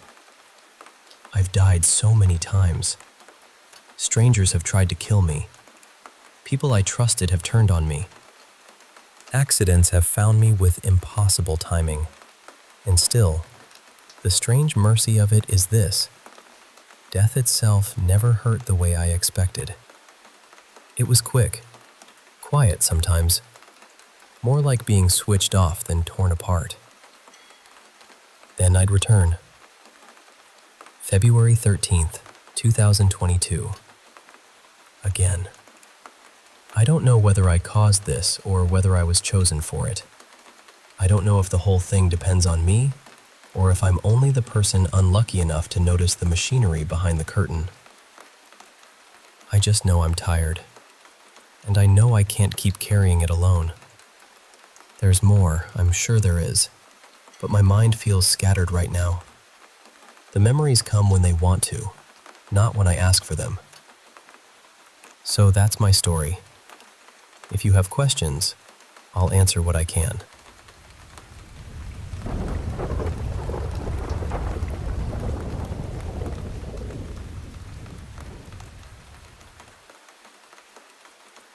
I've been having these dreams for the past few months, and honestly, they don't feel like normal dreams. It's only happened a handful of times, but every time it does, there's this same feeling. The place changes, the details change, but the feeling is always there. It's like something bad is trying to get my attention, or provoke me, or scare me. I don't really know how else to describe it. The one I just woke up from felt especially strange because it took place in my current house. I bought this house about 2 years ago, and that stood out to me because I almost never dream about places accurately. Usually, if I dream about a home, it's my childhood house. Or the dream will be somewhere that doesn't really look like anywhere, but somehow I just know where it's supposed to be. But this time, it was my actual bedroom, my real bed, my real blankets, my real sheets. The room was set up the way it is right now. In the dream, it felt like something was trying to communicate with me, but not in a peaceful way. The things happening weren't terrifying by themselves, but the energy behind them was. I remember begging my parents to believe me, and I was screaming over and over, "You're not welcome here!" At one point, I saw the end of my bed sink down, like someone had sat there. I was yelling at it to leave, and then the dip disappeared. But then it changed into these little dents, like something invisible was walking across the bed. I felt so desperate, like I had to make it leave, but nothing I said was working. I kept repeating, "You are not welcome here. Only spirits with good intentions are welcome here." But by the end, I finally said, "That's enough. No spirits, good or bad, are welcome to communicate with me." And then I woke up. But even after waking up, that dread was still sitting in my chest. It didn't fade right away the way a normal nightmare usually does. The dream before this happened a couple of weeks ago. In that one, I was in a place that felt like my house, but it didn't look like my house. There was this long hallway and a door at the end. My daughter and I were in what felt like my bedroom, and again, that same uneasy feeling was there. Then I heard this awful laughter. It sounded scary, almost taunting. There was a door cracked open nearby, and I remember saying again, "You're not welcome here." I started walking toward the door to open it, and right before I got there, I woke up. There was another dream too, and that one took place at my grandma's house. I was with my daughter again. I can't remember every detail of that one, but I remember the feeling clearly. That same dread, that same urgency. I remember being outside and seeing something like a stone creature or gargoyle on my grandma's roof. And again, I was yelling, "You're not welcome here. Go away." It probably sounds silly, but the fear in these dreams feels so real. That's the part I can't shake. It doesn't feel like a random nightmare. It feels like something more than that. I haven't changed my diet. I go to sleep around the same time. I'm not taking any new medication. I don't really watch scary movies or shows. I do scroll online sometimes, but it's usually just random food videos, recipes, or everyday stuff, and that's been the same for years. I don't feel like I'm under some huge new stress either. Everything in my life is pretty much the same as it has been. But these dreams started around 3 months ago, and they feel different from anything I've experienced before. I wouldn't call myself an overly spiritual person. I don't really practice any religion. I'm also not closed off to the idea that there could be something beyond this life. I guess I've always been somewhere in the middle, open-minded, but not deeply involved in it. But these dreams are so vivid. The fear is so specific. And unlike most dreams, I actually remember them. Most of my dreams disappear before I even brush my teeth, but these stay with me. So I guess I'm wondering, has anyone else experienced something like this? Is there a reason this could be happening? And more than anything, how do I make it stop?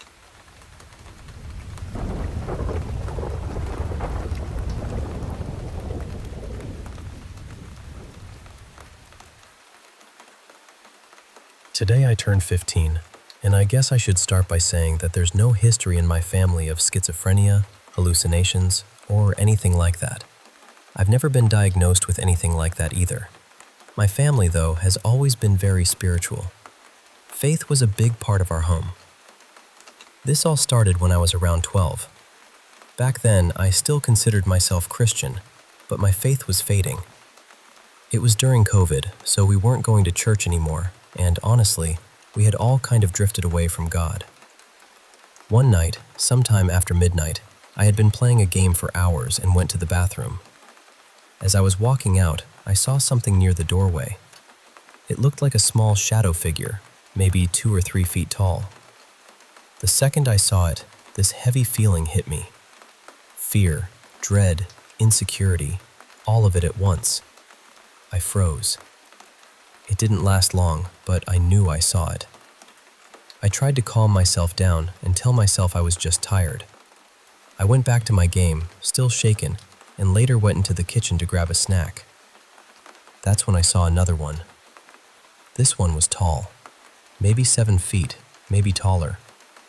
It was standing in the kitchen, completely dark, like a person made out of shadow. I froze again, and then it vanished almost immediately. But I knew what I had seen. A few nights later, it happened again, except this time I felt the dread before I saw anything. The whole house felt wrong. The air looked darker, almost like black fog or smoke moving through the rooms. I've heard people call it black mist, and that's honestly the closest way I can describe it. I was sitting on the couch, and suddenly I started seeing shadow figures everywhere. I heard sounds that reminded me of lions roaring, and these huge stomping noises, like something massive was walking above or under the floor. The lights flickered. Even my cats started panicking, running around like they could sense it too. I went straight to my mom's room and told her what was happening. We prayed together, and after that, things finally calmed down. By the time I was 13, my family knew about what I had been seeing. Honestly, those experiences scared me back into Christianity. We started going to church more often again, and we even had older priests and spiritual leaders come to our house to pray over it and pray over me. For a while, the shadow people terrified me, but the more it happened, the more I got used to them. They started affecting me less. I learned the feeling that came before they showed up. It was almost like I could sense them coming. When that happened, I would play worship music, pray, and remind myself that I was okay. One strange thing I noticed is that when I talk about them at night, they seem to become active again. So I try not to do that too much. But not all of them felt evil. That might sound strange, but it's true. I've seen a few that didn't scare me at all. Some seemed almost harmless. A couple of times I thought I saw one wave at me from the corner of my eye. Others just watched from a distance and didn't do anything. At this point, I still see them sometimes, but I'm not as afraid as I used to be. Some of them almost feel familiar now, like they've just been around for so long that I don't react the same way anymore. I know some people are going to say, "This is fake," or "You definitely have some mental illness." I understand why people might think that. I'm not here to argue with anyone. I've actually left out a lot, and I've softened some parts because the full story is hard to explain. But to me, this was real. Whether it was something spiritual, something in my mind, or something I'll never fully understand, I don't know. And honestly, I'm not sure knowing the truth would change what I experienced. I'm just sharing what happened to me.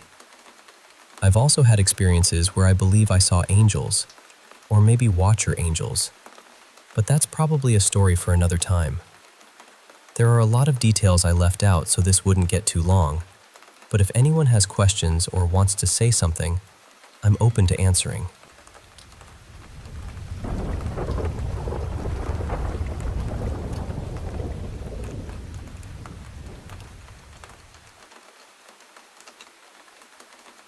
I think this happened about 3 or 4 years ago, and honestly, it has stayed with me ever since. I've talked about it with a few people close to me, and most of them say the same thing. They think I had some kind of paranormal encounter. I don't really like saying that. I still try not to believe it, but I also can't explain what happened. This was around 2020, maybe a couple of months after lockdown started. I was staying at my parents' house at the time, mostly to help them out while everything felt so uncertain. They had a 2-story house. The bedrooms were all upstairs, and the kitchen, living room, and main areas were downstairs. The staircase was shaped kind of like an L, so you couldn't see the first floor from the second floor, or the other way around. When you reached the top of the stairs, you were facing the guest room wall. That was the room I was sleeping in. To the left, there was a long hallway that led to my parents' bedroom and the bathroom, so anyone going upstairs had to pass right in front of my door. One Saturday night, it was late, probably close to 1 in the morning. I was in the guest room reading, and my mom, Marla, was downstairs working on one of her little knitting projects. She had been excited about finishing this small wool figure, so it wasn't unusual for her to stay up late when she got into something like that. After maybe an hour or so, I heard someone coming up the stairs. A moment later, I saw my mother walk past my open door, heading down the hallway toward her bedroom. She seemed to be talking on the phone. I could hear her voice, low and steady, like she didn't want to wake anyone. I stepped out because I wanted to ask her something. When I called to her, she stopped and looked at me. And that look, I still remember it too clearly. Her face was exactly my mother's face, but her eyes were empty. Not tired, not annoyed, just blank, like there was nothing behind them. She didn't answer me. She only shook her head once, slowly, then turned and kept walking toward her room. At first, I told myself she was irritated because I had interrupted her call, so I left it alone. I waited maybe 20 or 30 minutes, thinking she would finish talking. But I didn't hear anything from her room. No footsteps, no voice, no door closing. Nothing. Eventually, I went down the hallway and knocked softly. She didn't respond. I opened the door and switched on the light. Her room was empty. I just stood there for a second, trying to make sense of it. I knew I hadn't heard her come back downstairs. I hadn't heard the stairs creak. I hadn't heard the front door. Nothing. So I went downstairs to check.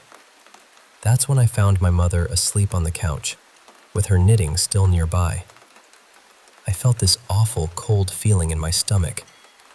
I woke her up and asked, "Mom, why did you come back downstairs to sleep here? Weren't you just upstairs?" She stared at me, completely confused. Then she asked what I was talking about. I explained everything. I told her I had seen her walk past my room. I told her she had been talking on the phone. I told her I had spoken to her and that she had looked right at me. The more I talked, the more her expression changed. She looked worried first, then frightened, then almost angry, but not at me. More like she didn't want what I was saying to be true.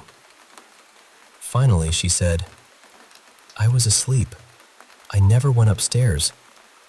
I didn't call anyone." And that was it. My mother doesn't have any condition that would explain this. I don't either. I was fully awake. I wasn't dreaming. I wasn't half asleep. I know what I saw. Whatever stood in that hallway looked exactly like my mother. It looked me in the eyes. I spoke to it. I still don't know what happened that night. But even now, whenever I visit that house, I feel it the moment I go upstairs. That long hallway feels darker than it should, quieter than it should. And every time I look down it, I get this terrible feeling that I'm not alone. I still refuse to call it an encounter, but I've never found a normal explanation for it either.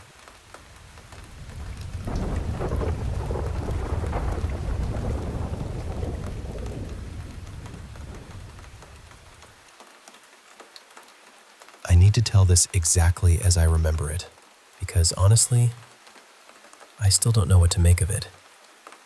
Something has been following me for almost 7 years now. And when I say following me, I mean it has come with me from place to place, no matter where I've lived. I used to think maybe it was tied to one location. Now I'm not so sure. Back in 2016, I was working in Deer Lodge, Montana, at this old motel right near the old Montana State Prison. The place was practically across the street from it.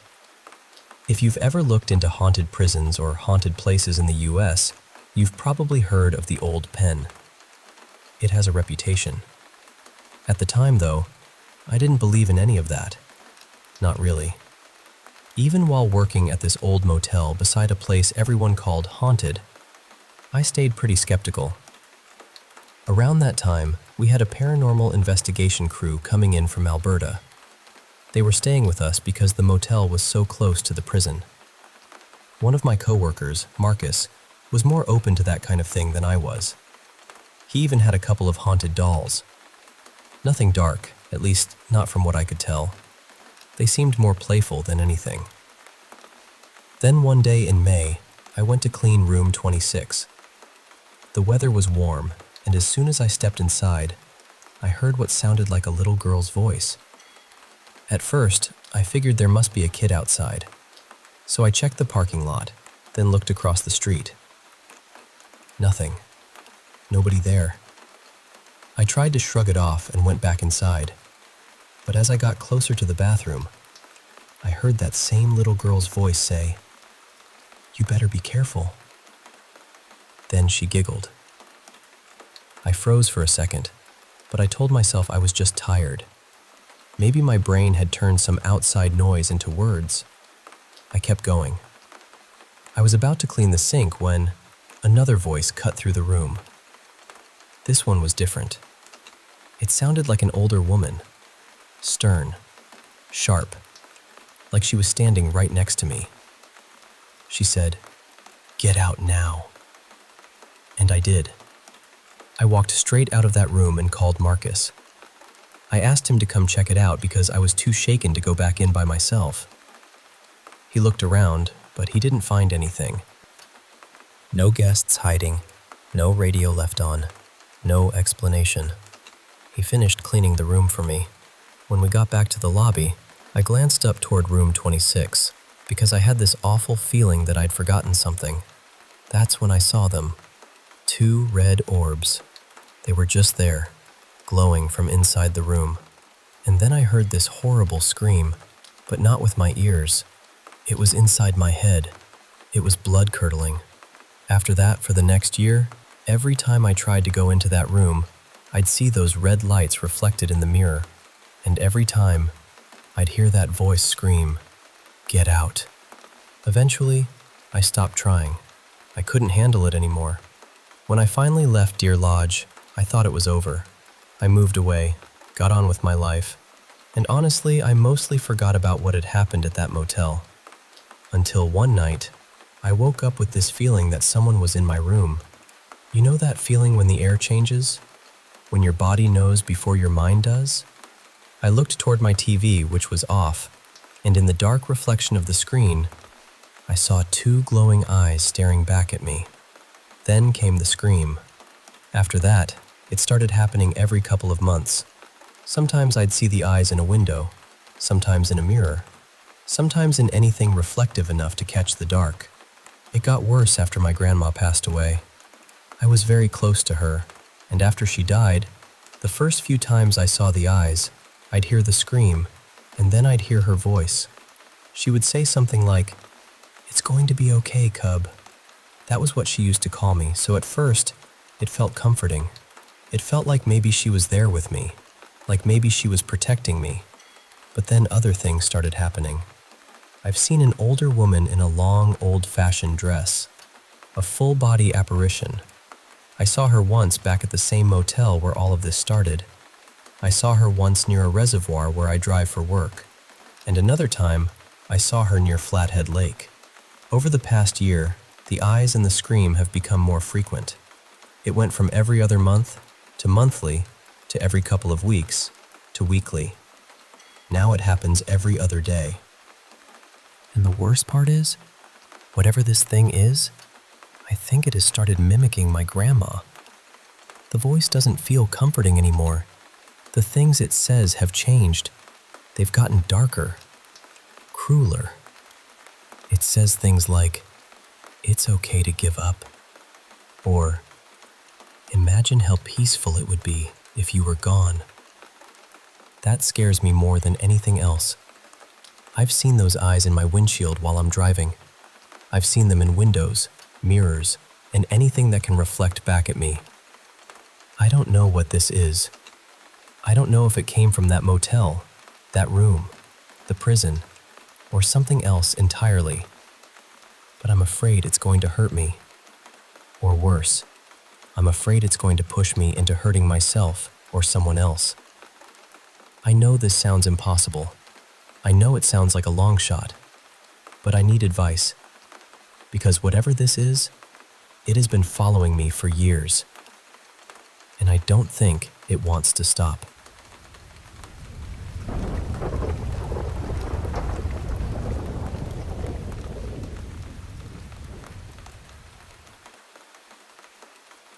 I live out in the Midwest, on the little rural patch of land tucked between a cornfield and a strip of woods. I stay in a camper there, and I've lived in this county my whole life. I mean that honestly. I know the back roads, the parks, the old bridges, the fields, the places people forget about. I know this county almost too well. And after everything I've experienced out here, I've come to believe there's something in these woods. I don't say that lightly. I think they're crawlers. I'm as sure as I can be without having one standing right in front of me in daylight. There's a forest park near the middle of town that I've hated at night since I was a kid. Even back then, before I had words for it, that place made my skin feel too small. When I got older, my cousin and I used to go there at night because we thought scaring ourselves was fun. We never stayed long. Every time, I had this feeling that something was watching from just outside the reach of our flashlights. A few years ago, after I got married and started settling into life, I'd take my big black German Shepherd Fenwick on night walks. He's a huge dog, around 120 pounds, steady as stone, and he knows he looks intimidating. Most nights I'd walk toward that park, but I usually wouldn't go inside. The first strange thing happened about 5 years ago. Fenwick and I were walking near the woods when everything suddenly went silent. Not quiet, silent. The kind of silence that feels deliberate. Fenwick started acting nervous, which was completely unlike him. Then I heard rustling in the trees, moving along with us, keeping pace. I couldn't see anything, but I felt stalked. I finally turned around and ran home with him. That was the first time, but it wasn't the last. Last year, things got worse.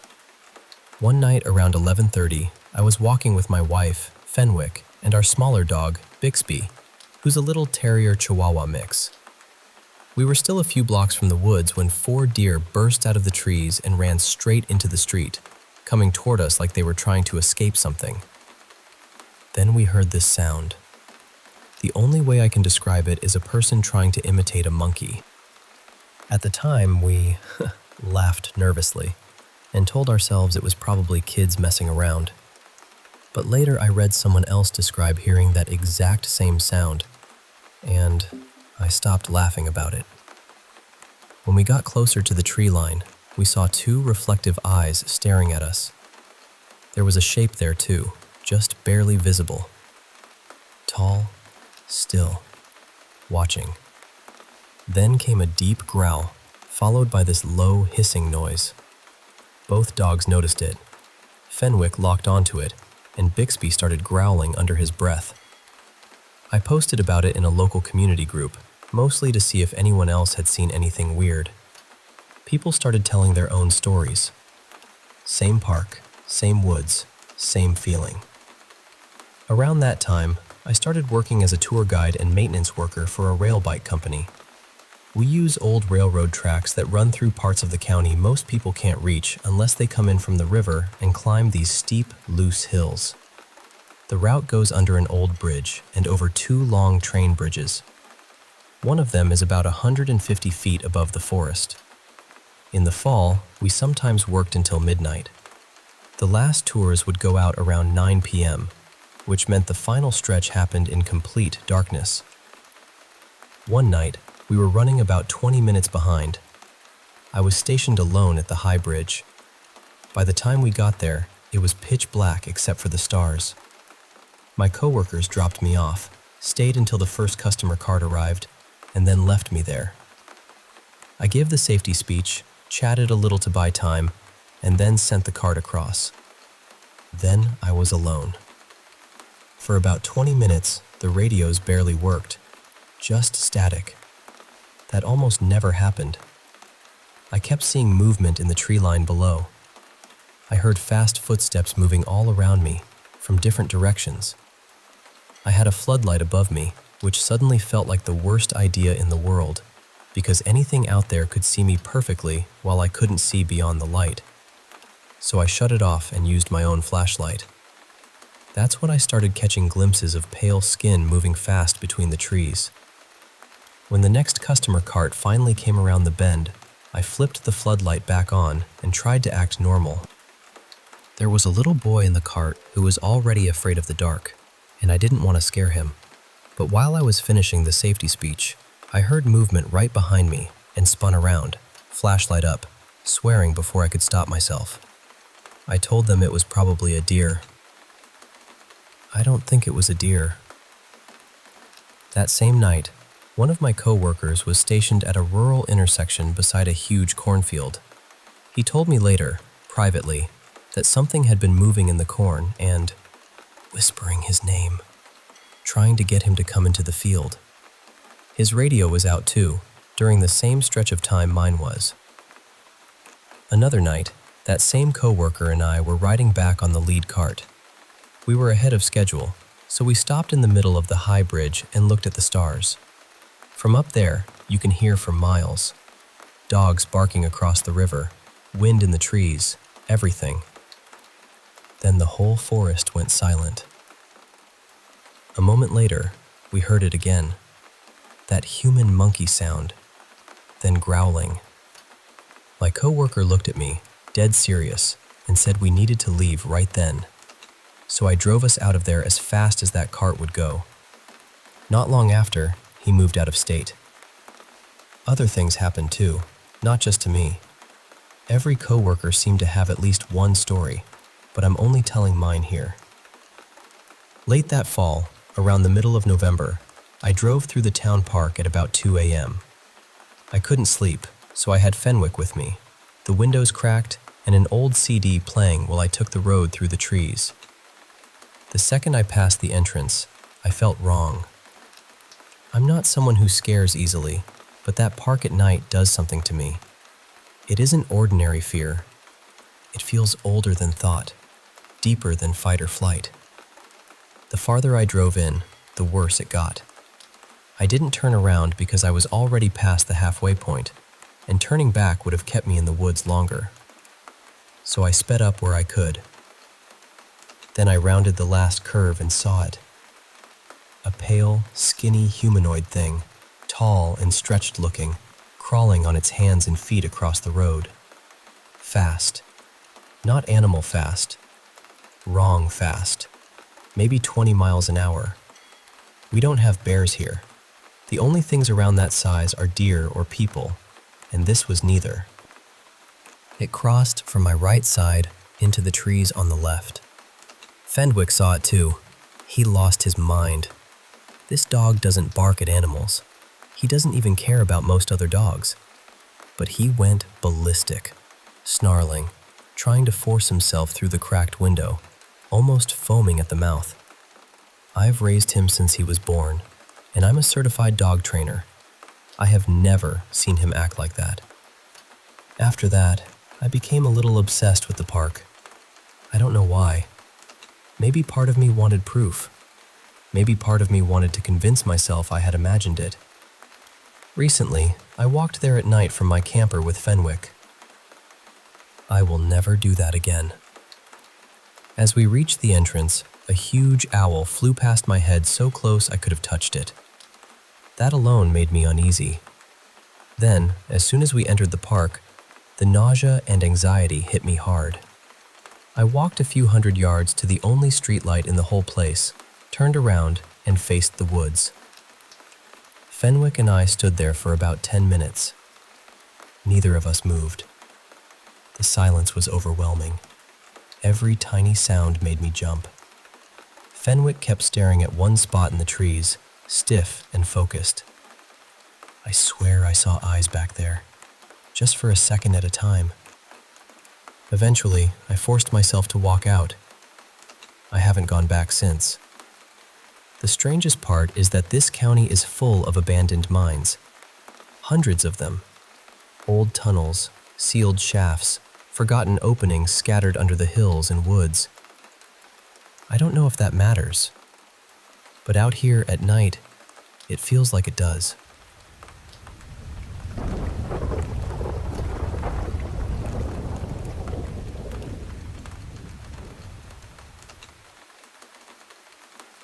I still think about this night sometimes, even though I've tried really hard not to. It happened about 6 years ago. My husband and I were driving across the country, heading west after leaving North Carolina. We had passed through places like Topeka, Kansas, and somewhere near Salt Lake City earlier that day, so by the time night settled in, we were exhausted and just looking for somewhere quiet to pull over and camp. We were out in this huge stretch of flat, dry land, just endless desert brush, no real landmarks, no towns close by, nothing. We got off the highway and turned down this unmarked dirt road that seemed to keep going forever. Maybe 2 miles, maybe more.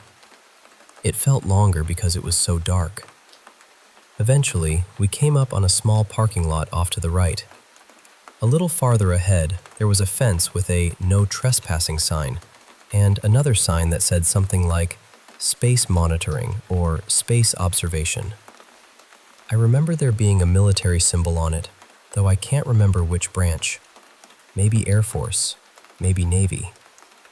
That part has blurred a little over time. I immediately felt uneasy. I told my husband, "We shouldn't be here." But he pulled into the lot anyway. It was narrow and mostly empty, and he drove all the way to the far left side before stopping. From where we were parked, I could see a fenced entrance and some kind of path beyond it. The path looked almost like train tracks leading farther in, past another fence and up toward a small one-story building. And beside that building was a huge rocket. That's what made the whole thing feel unreal. This little forgotten place in the middle of nowhere, and there was just this massive rocket standing there in the dark. At the opposite end of the parking lot, there was a black car with tinted windows. At first, I didn't notice anyone inside. My husband and I started arguing quietly because I wanted to leave right away, and he wanted to look around. Then I glanced back at the black car, and there he was. A man was suddenly sitting in the back seat on the driver's side. The front door on that side was cracked open. The back door was wide open. I don't remember seeing anyone else in the car. He was just sitting there, staring forward. Then he turned and looked directly at me. He was close, maybe 15 or 20 feet away. The light from the parking lot made his skin look almost pink, but not in a normal way. His face was sharply angled, especially around the cheeks, and his eyes were dark and much bigger than they should have been. Not cartoonishly huge, not something you'd instantly notice from across a room, but once you saw them, you couldn't unsee them. The second he made eye contact with me, my whole body reacted. It felt like electricity went through me. My heart started pounding, my eyes watered, and I couldn't breathe right. I started grabbing at my husband and telling him over and over, "We need to go. Right now. We need to leave." My husband saw the other car, but somehow he did not seem to see the man. That still bothers me. The man was sitting right there, directly across from us. The door was open. He was looking straight at me. But my husband acted like I was panicking over nothing. He actually suggested we get out and explore. Now, my husband has always liked creepy places. So have I, honestly. We used to be the kind of people who would stop at abandoned buildings or take weird side roads just to see what was there. But this was different. He also had a deep distrust of anything military or government-related, so the fact that he wanted to walk toward this fenced-off, military-looking space facility made no sense to me. It was completely out of character for him, and my reaction was out of character for me too. I'm usually skeptical. I'm the person who tries to explain things logically first. I'm not someone who bursts into tears because of a strange man in a parking lot. But that night, I was terrified. My husband laughed a little, like I was being dramatic, and started trying to open his door. I grabbed him hard. I was crying by then, begging him not to get out of the car. Finally, he gave in. But I remember how slowly he pulled away. Painfully slowly. It felt like the car was crawling. As we turned back toward the dirt road, the man got out of the black car. He stood there in the parking lot, and his eyes stayed locked on mine almost the entire time we were leaving. I remember him wearing a plain, light-colored t-shirt and what looked like cargo shorts, though I'll admit that detail might not be perfect anymore. Time does strange little edits to memory, but I know what I saw. For years, I tried to push it out of my mind. I tried to convince myself it was just a weird person, weird lighting, exhaustion, fear. All of it stacked together until my brain made something ordinary feel impossible. Then recently, a friend started talking about some wild conspiracy theory, and it brought the whole memory rushing back. Since then, I've tried to find the place again. I've searched for military space observation sites in that stretch between the Midwest and the Western Desert. I've looked for roads, fences, parking lots, rockets beside small facilities, anything that might match. But I haven't found it. No long dirt road, no little parking lot, no track-like path, no small building with a rocket beside it.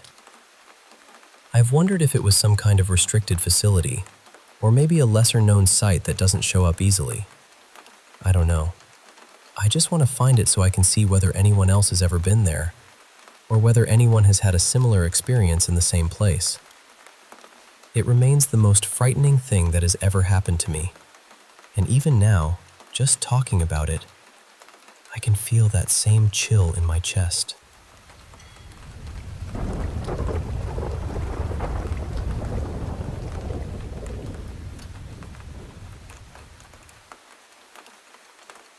I had been renting a small room in Thailand for almost a month, and honestly, nothing unusual had happened the entire time I was there. No weird sounds, no eerie feelings, no flickering lights, nothing. But on one of my last mornings there, I woke up and immediately felt that something in the room had changed. It's hard to describe, but I knew I wasn't alone. There was a presence in the room with me, and I knew it was male. Not guessed, not imagined, knew. I sat up in bed, and standing near the door was a man. The door was closed behind him, which made it even stranger. For a second, my half-awake brain tried to make it normal. I thought maybe it was the guy staying in the room next to mine, like maybe he had somehow walked in by mistake. But then, I tried to actually look at him, and I couldn't. He had no clear face, no sharp outline, no details I could hold on to. It was like he only existed in the corner of my vision. Whenever I tried to focus on him directly, everything about him blurred, almost like my eyes refused to understand what they were seeing. That was when fear really started creeping in. I realized, very suddenly, that I wasn't looking at a living person. I kept blinking because some panicked little part of me thought, okay, this will stop. I'll blink and he'll be gone. So there I was, sitting upright in bed, blinking over and over like I could reboot reality with my eyelids. But he stayed there, still, silent, just standing by the door. After maybe 10 or 15 seconds, I reached for my glasses, thinking maybe I just needed to see properly. But when I put them on and looked back toward the door, he was gone. Nothing there. The room felt normal again, but I didn't. I was scared, definitely, but the strange thing is, I never felt like he was going to hurt me. He didn't feel aggressive. He was simply there, and somehow that was almost worse. I convinced myself I must have hallucinated. That was the cleanest explanation, so I grabbed onto it and tried to go through the day like nothing had happened. Later, my host Molly called and invited me to go to the market with her and some relatives who were visiting. I said, "Yeah, of course. Also, I think I saw a ghost this morning." There was a pause. Then she said, "Wait, did you actually? Come downstairs right now." So I went down to her part of the house, and she was sitting there with her family. That was when she told me, very calmly, that the house was haunted. She said she didn't exactly put that in the rental listing, for obvious reasons, but over the years, a few guests had seen him. Then she told me that earlier that same morning, before I had said anything, her mother and sister had both noticed strange things too. A little toy truck had moved on its own. Someone had heard a young boy laughing inside the house. According to Molly, the spirit was a young boy who protected the home. She showed me his shrine, and it was full of little gifts. Snacks, toys, bright things a child might like. It was tender and unsettling at the same time. Then she told me something that made my skin prickle. The night before, her family had been talking about how I was leaving soon. She thought maybe he had come to say goodbye. She suggested I buy a small treat and leave it at his shrine as a thank you. So I did. I left the offering, said a quiet thank you, and flew home the next day. But here's the part I can't stop thinking about.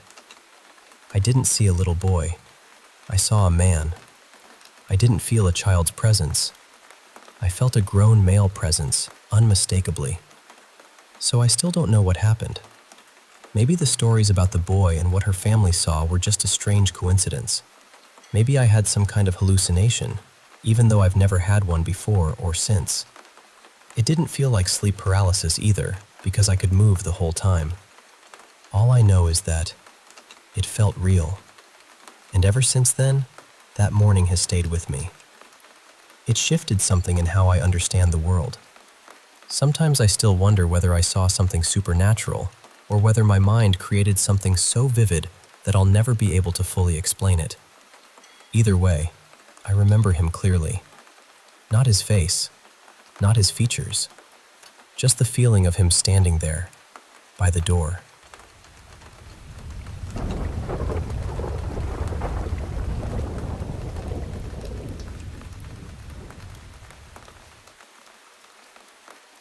This happened back in January of 2017, when I was 14. I was staying at my cousin's house for a few days, just a normal sleepover kind of thing. Nothing felt strange at first. That morning, we woke up pretty early and decided to walk around his neighborhood for a bit. One detail matters here. My phone was completely dead. I had forgotten to charge it the night before, so I left it plugged in on the dresser in my cousin Tyler's room while we went out. Now, in his neighborhood, there was this one house that always gave us a bad feeling. It had this huge wooden cross in the front yard, probably 7 feet tall, maybe taller, and attached to it was a pentagram. It looked wrong. Not fake haunted house wrong, but the kind of wrong that makes your stomach quietly step backward. Tyler and I were joking about it because that's what kids do when something scares them. We called it creepy, said it looked demonic, and I did something stupid. I flipped off the house. This was around 9 or 10 in the morning. We kept walking, maybe 5 or 10 more minutes, then went back to Tyler's house and honestly forgot all about it. A few hours later, around lunchtime, I checked my phone and saw a text from a number I didn't recognize. The message was written in all caps, with numbers replacing letters. It said something like, W3D1D not a precate your little grester. My whole body went cold. There were more messages after that, long ones, weird ones. I don't remember every word anymore, but I remember the feeling. It was like whoever was texting me knew exactly what I had done that morning. I started apologizing. I was 14, terrified, and I kept begging them to stop. But the messages kept coming. And it couldn't have been Tyler. He was sitting right beside me, watching it happen, and he looked just as scared as I felt. Then they sent a photo. It was the front of Tyler's house. We ran to the window and looked outside, but there was nobody there. No car, no person on the sidewalk, nothing. The texts continued for about an hour. One of them said, W3 man no harm, only justic. And then the worst part happened. My mom texted me asking, "Is everything okay?" I had not told her anything. I hadn't called her. I hadn't mentioned the messages to anyone outside that room. So I opened the conversation with her, and I saw that my phone had sent her something by itself. It was a strange, broken message with 666, the word death, and my own contact name inserted into it. At the time, I had saved my own contact to my phone under a goofy name with a hand sign emoji. Somehow, that exact name appeared in the message sent to my mom. I had no idea how to explain it. I didn't send it. I didn't even understand what it meant. My aunt tried calling the number over and over, but every time she did, it said the number wasn't in service. Whoever it was, they were hiding behind a spoofed number. By then, I just wanted to go home. Tyler and I looked out toward the backyard at one point, and we could see the roof line of that strange house from there. Dozens of black crows were lined up across it. That was when I broke. I called my mom crying. I genuinely thought something had attached itself to me, or that I had triggered something I didn't understand. After I went home, the messages stopped. For almost a year, I refused to go back to Tyler's house. Then, sometime in 2018, I finally visited again. I had been there maybe an hour or two when my phone buzzed. It was a text from a different, unknown number. Just coordinates. I didn't even open a map. I didn't want to know where they led. I knew in my gut it was connected. I blocked the number immediately, deleted the conversation, let my phone die, and handed it to my aunt. I told her not to give it back until I was leaving. For the next couple of years, I kept location services turned off on everything I owned. I was convinced someone, or something, had found a way to track me. There were other things too. Knocking on windows when Tyler and I were home alone. Little incidents that made us feel watched. But the texts were the part that stayed with me. People always ask if Tyler could have been pranking me. No. He was 11 or 12 at the time, and he was genuinely terrified. He still remembers it the same way I do. People also ask why we didn't go confront whoever lived in that house. But I was a scared 14-year-old kid. In my mind, even stepping onto that street again might make the messages start. The part I still can't explain is how they got my number. My phone wasn't even with me when I made that gesture. I lived about 2 hours away, so nobody in that neighborhood should have known who I was. I don't know how my phone sent that message to my mother. I don't know how they knew where I was. And I still don't know if it was a person with some strange technical skill or something much darker. All I know is this. I did something stupid in front of that house, and a few hours later, something answered.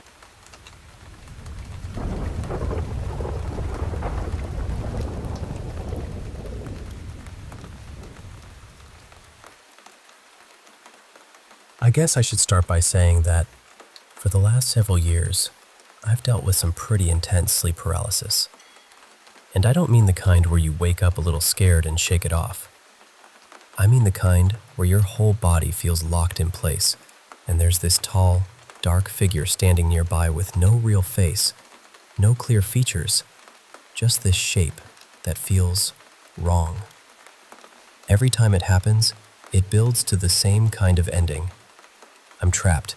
I'm trying to move, trying to yell, and eventually I scream myself awake, hoping someone hears me and comes to help. I don't know if that connects to everything else I'm about to tell you, but it feels important enough to mention. When I was little, probably somewhere between 4 and 8, I used to have this recurring nightmare. I only know the age range because of the house we lived in at the time. In the dream, our house wasn't really our house anymore. The layout was the same, but everything inside had turned dark and damp, almost like the walls had been swallowed by fog and moss. And there was this figure. It was tall, kind of brownish-gray and shadowy, but not exactly transparent. It would wander outside my bedroom door, and somehow I always knew it was looking for me. I'd hide behind the door, holding my breath, and then it would slowly come closer. I'd see its long fingers curl around the edge of the door, one by one, like it was testing whether it could come in. That was always the moment I'd panic. I'd crawl under my bed, wait for it to enter the room, then squeeze out from the other side and run. And as I ran through the house, I'd turn on every light I could reach. The hallway lights, bathroom lights, closet lights, laundry room, my sister's rooms, every single one. I mean, every light in the house. The dream always ended the same way. I'd make it to my parents' bedroom, flip on their light, and start screaming as the thing came toward their door. And then I'd be awake. But the strange part is, the lights really were on. My parents told me later that I used to sleepwalk all the time, turning lights on throughout the house. So I know that part wasn't something my mind invented years later. Maybe it was just a nightmare mixed with sleepwalking. Maybe that's all it was. But those dreams stopped after we moved out of that house, and they never came back in quite the same way. A few years later, when I was around 10 or 11, something happened that still bothers me. It was a normal late spring day, nothing dramatic. I went to school, came home, did my homework, played some video games with friends, and had dinner with my family. After dinner, I took our dog for a walk around the neighborhood. Back then, I loved walking at night. I'd put on my headphones, bring my CD player, and listen to Meteora by Linkin Park from start to finish. That was my little ritual. But that night, my CD player cut out halfway through Don't Stay. I remember that clearly. So I took off my headphones and just kept walking because our dog knew the route anyway. About 10 or 15 minutes later, I noticed how quiet everything was. Not peaceful quiet, not normal nighttime quiet. More like the whole neighborhood had been covered with a thick glass dome. We lived near a busy road, and we weren't far from an airport, so there was always some kind of background noise. Cars, planes, engines, something. But that night, there was nothing. I looked up and saw a plane coming in low toward the airport. It should have been loud. Instead, it passed overhead in complete silence. No engine, no rumble, nothing. I could hear my shoes on the pavement. I could hear my dog breathing. I could hear myself breathing. That was it. Another plane passed overhead a little later, and again, there was no sound at all. I tried to explain it away. Maybe the wind was strange. Maybe the weather was carrying the sound somewhere else. I didn't know. I just kept walking. Nothing else happened after that. I got home, went to bed, and as I was drifting off, I had this deep, sinking feeling in my stomach, like something had tilted underneath me. Then I slept. At least, I think I did. I woke up the next morning a little before 5, about 2 hours earlier than usual, and I felt awful. Not tired in a normal way. I felt like I hadn't slept at all, like I'd been awake all night without knowing it. I was foggy, shaky, almost delirious.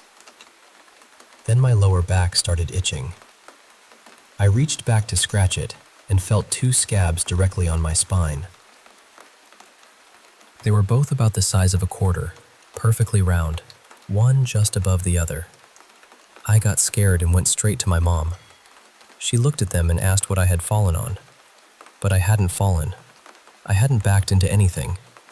I hadn't been lying face down with something pressing into my back. There was no blood on my sheets, no blood on my shirt, nothing. They were just there. And the strangest part was that they healed completely in 2 days. No scar, no mark, nothing left behind. But even now, all these years later, I can still feel exactly where they were when I think about it. Then, just last night, more than 20 years after that, something happened again. I woke up at exactly 4 in the morning, wide awake, with this strong feeling that I was being watched. I sat up and looked around the room, but I didn't see anything. Nothing out of place, nothing standing there.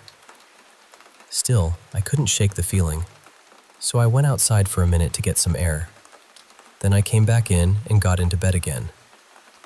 Right as I was about to fall asleep, I heard something heavy running across the roof. Not a branch, not a little animal scratching around. It sounded heavy, fast, like footsteps. I sat up immediately and listened, but it stopped. Nothing else happened. Eventually, I went back to sleep, probably sometime around 4:30 or a little after.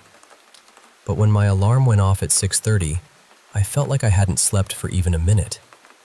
My whole body had that hollow, wrecked feeling I used to get after staying up all night at the game shop when I was in high school. So I checked my Fitbit, thinking maybe I just slept badly. According to the app, I was in light sleep or awake from 3:25 until 4. Then it says I was completely awake from 4 until 5:45. But that's the part I can't get past. Because I know I closed my eyes again. I know I started drifting off before 5. And somehow, the little record on my wrist says I didn't.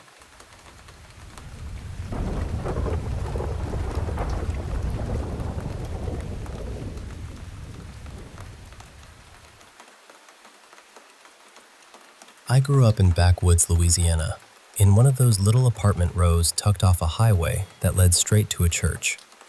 The other end of the road was a dead end, and that was the side we lived closer to. My childhood was rough.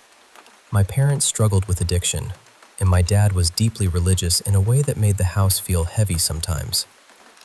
One year for my birthday, I got a Furby. I loved that thing. But my dad decided something evil had attached itself to it, so the very next day, we had to throw it away.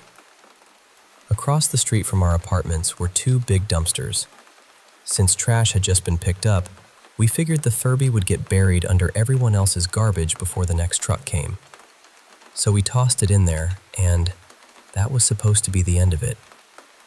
My brother Silas and I spent most of our time outside. We didn't have much, but we had dirt, sticks, grass, and imagination, and somehow that was enough. There was an open patch near the dumpsters where we played, and past that was a big field. Behind the dumpsters, the woods curved around the dead end and ran alongside the apartments toward the church. A day or 2 after we threw out the Furby, Silas and I were out there making mud patties to throw against the side of a neighbor's house. Then we heard it. A growl. Not a dog growl. We knew dog growls. Loose dogs were everywhere back then. We used to ride bikes with sticks or baseball bats because dogs would come tearing out of nowhere, barking and snapping. But this sound was deeper. It was low, rumbling, almost like it came from under the ground. Silas grabbed a big stick and jumped in front of me. He yelled, "Who's there?" Nothing answered. I remember trying to act tough because I had older brothers and I wasn't raised to be delicate. But that sound shook me. After a minute, Silas picked up a rock and threw it hard against the dumpster. It made this loud metal bang that echoed everywhere. Still nothing. Then he started walking toward the dumpster, like he was about to look behind it. That's when my mom burst through our screen door and yelled, "Y'all get inside! Streetlights are on! Come eat supper!" I honestly don't know what scared me more, whatever was behind that dumpster or my mama flying out of the house like thunder in slippers.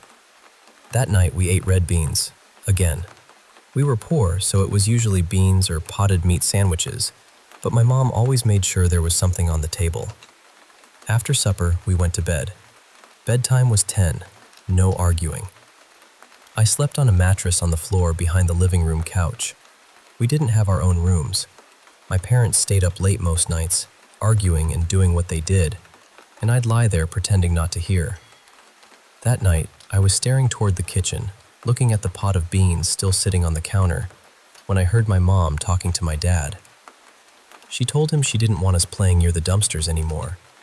Then she said she had seen a big kid crouched behind one of them, digging through the trash and watching us like he was hiding. She said as soon as she saw him, she called us inside. Then she said something I still remember word for word. "Cal, that boy must have been hungry. I think he was eating Miss Janine's rolls out of there. Had to be 5 of them, just crouched down stuffing his face." Miss Janine baked for the church, and she was always giving away leftovers. Apparently, she had thrown out a whole batch of rolls after service. When I heard that, my stomach sank. I started thinking, what big kid? There weren't any new kids in the complex. I would have noticed. Part of me got curious, even excited. Maybe he'd be friends with Silas. But another part of me kept going back to that growl, because what we heard was not a hungry kid. That night, I had one of my awful night terrors. The kind where I felt awake but couldn't move, couldn't scream, couldn't do anything except make this tiny, strange sound. My mom had to shake me awake. The next morning was trash day, and I felt sad knowing my Furby was finally going to be hauled away. While getting ready for school, I opened my drawer and what looked like hundreds of tiny black baby spiders scattered across my shirts. I slammed it shut and ran out. Silas was already at the bus stop by the dumpsters, so I grabbed an old shirt from the floor and threw it on. When I looked out the window, I saw someone crouched beside him. At first, I thought it was a boy, a black boy, maybe twice Silas's size, bent down like he was tying his shoe. I got excited and ran outside, bursting through the screen door. But as I crossed the street, the garbage truck pulled in. I realized I had forgotten my backpack, so I had to run back inside. By the time I came out again, the truck had already emptied the dumpster, and the boy was gone. I ran up to Silas out of breath and asked, "Where did he go?" He looked at me and said, "Who?" I whispered, "The boy, the black boy. He was right here tying his shoe." Silas stared at me like I had lost my mind. Then he said, "You're crazy." And the garbage truck came. "Furby's gone. Sorry, sis." I looked at the dumpster. It was empty. The lid was open. Just scraps and bits of trash left on the ground. I felt sad, but I was also confused. I knew what I had seen. We got on the bus and I went straight to the back seat because back then, that was the cool place to sit. As the bus pulled away, I looked out the window. The dumpster lid was closed now, and sitting right on top of it was my Furby. Just sitting there, all by itself. My whole body went cold. The bus drove past the dumpsters to turn around in the field, and I stood up to get a better look. That's when I saw him. Only it wasn't a boy. It was a grown man. He was wearing an old, battered suit, blue and gray, hanging on him like it had been dug out of another life. He stood directly across from where we had waited for the bus, and he stared at me the entire time. Then, as the bus pulled away, he opened the dumpster, picked up my Furby, climbed inside, and closed the lid behind him. I never told my mom. I never told Silas. I still haven't. We never saw that boy again. But even now, years later, I remember that growl. I remember the man in the ruined suit. I remember the dumpster lid closing. And I will never forget that cursed little Furby.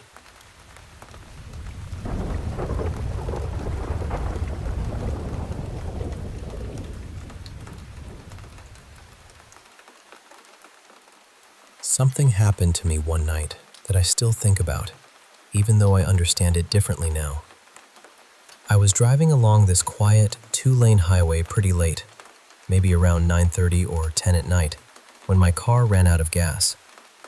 It was one of those lonely stretches of road where everything feels farther away than it should. No houses nearby, no lights, no gas stations anywhere close. Thankfully, there was a small pull-off on the side of the road, so I managed to back the car down a little hill and get it safely out of the lane. After that, I started calling people. I called friends, family, anyone I thought might be able to help, but nobody could come get me. The nearest gas station was probably 30 minutes away by car, maybe longer, and I didn't have a gas can. One of my friends, Elias, had this little gas-powered bicycle, and he offered to come meet me after work so I wouldn't be alone while I waited. I told him he didn't have to. I didn't want him going out of his way that late. At some point, without meaning to, I fell asleep in the driver's seat. When I woke up, it was somewhere between 2:30 and 3:30 in the morning. The whole night had changed. There was fog everywhere, soft and silver in the moonlight, and the road looked almost unreal. I lifted my head from the steering wheel and looked out through the windshield. That's when I saw someone standing ahead of my car, maybe 70 or 80 feet away, near the bend in the road. At first, I thought it was Elias. The figure was standing by the guardrail, kind of hunched over, like he was using it to hold up his backpack while he searched through it. But he looked strange, blurry almost, like my eyes couldn't quite lock onto him. I was still half asleep, so I rubbed my eyes and leaned forward. He was still there. My windows were down, so I called out his name. He didn't answer. That bothered me, so I opened the door, got out, and took a few steps toward him. And then I realized it wasn't Elias. Standing there in the pale moonlight, surrounded by that drifting fog, was something I can only describe as a headless, translucent figure. It had an old, rugged backpack on, open at the top, and it was just standing there in the road. I froze. Then I saw something on the ground in front of it. It was a head. Its head. And there was a leash attached to it, held tight in the figure's hand. I can't explain the fear that hit me in that moment. It was instant, pure, cold panic. I backed up as slowly as I could, hoping it hadn't noticed me. The head was turned away from me, and I kept praying it would stay that way. Then I ran back to the car, got inside, locked myself in, and tried not to look out again. Somehow I fell asleep. In the morning, my sister's boyfriend came to pick me up, and we got gas for the car. I tried to move on from it, but I couldn't shake what I'd seen. About a week later, I was at home in my room. It was late, the lights were off, and the TV was casting just enough glow to fill the room with that dim, blue-gray light. I was lying in bed when I caught movement out of the corner of my eye. I turned, and there it was. A head. The same kind of head, or at least that's what it felt like. It was hopping beside my bed, over and over, like it was trying to get up onto the mattress. I was terrified. After that, things got worse. Whenever I lay down or sat still for too long, it felt like the head was trying to take over mine. Sometimes I could see it, sometimes I couldn't. But when it got close, or when it seemed to settle over me, my face and scalp would go numb and tingly. I could even see the faint outline of glasses, like a ghostly rim hovering in my vision. I kept trying to pull it off me, but whenever I dropped it, it would fall straight through the floor and end up in the crawl space beneath my apartment. I lived on the second floor, and I could hear it rolling around down there, trying to get out. Sometimes it would talk to me from underneath the bed.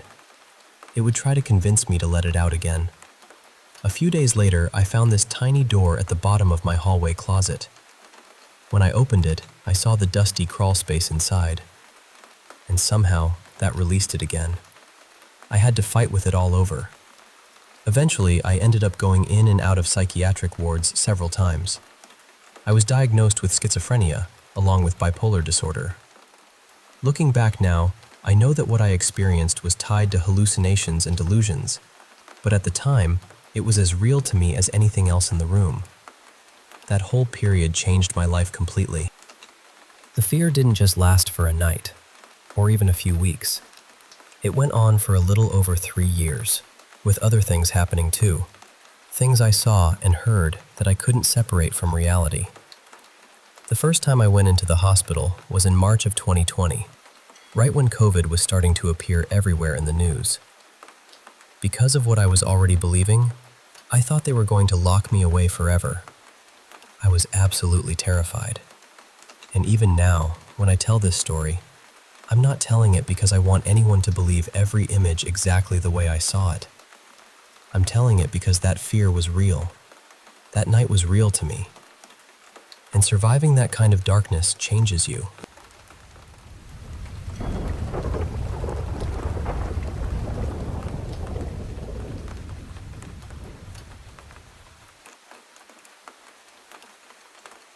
This happened a few years ago, back when I was still a kid. I'm 21 now, living in South Africa. but at the time I must have been around 11 or 12, probably in grade 5 or 6. Back then, sleeping over at my cousin's house was completely normal for me. It happened all the time. Our families lived on the same small piece of land, so it was easy. There were 2 houses on the property, and one of them was split into 2 separate little flats. My family lived in one half of that house, while my cousin's family lived across the yard in a double-story house. So on weekends, the routine was always the same. We'd come home from school, finish our homework, and then I'd walk over to my cousin's place for a sleepover. It became such a regular thing that nobody really thought twice about it. One night, around 11, my aunt told us she was going over to my mom's flat with my younger cousin to watch a movie. She told us to be safe, and we watched both of them leave.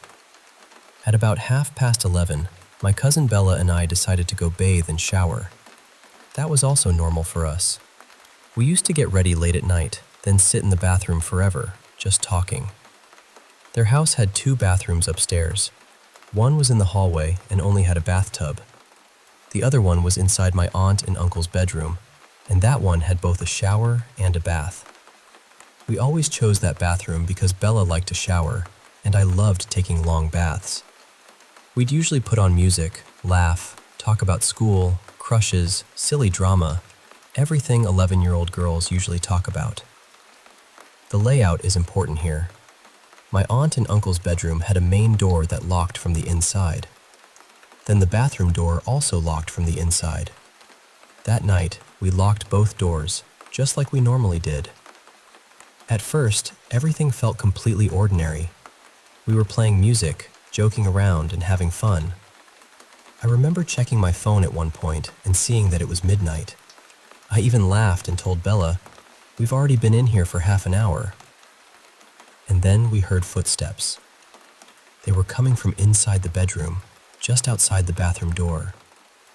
That was the first strange thing, because we had not heard the bedroom door open. Not once. No handle turning, no door creaking, nothing. But the footsteps were there. Slow, clear, getting closer and closer. Then they stopped, right outside the bathroom door. For about a minute, everything went quiet. Then something started banging on the door.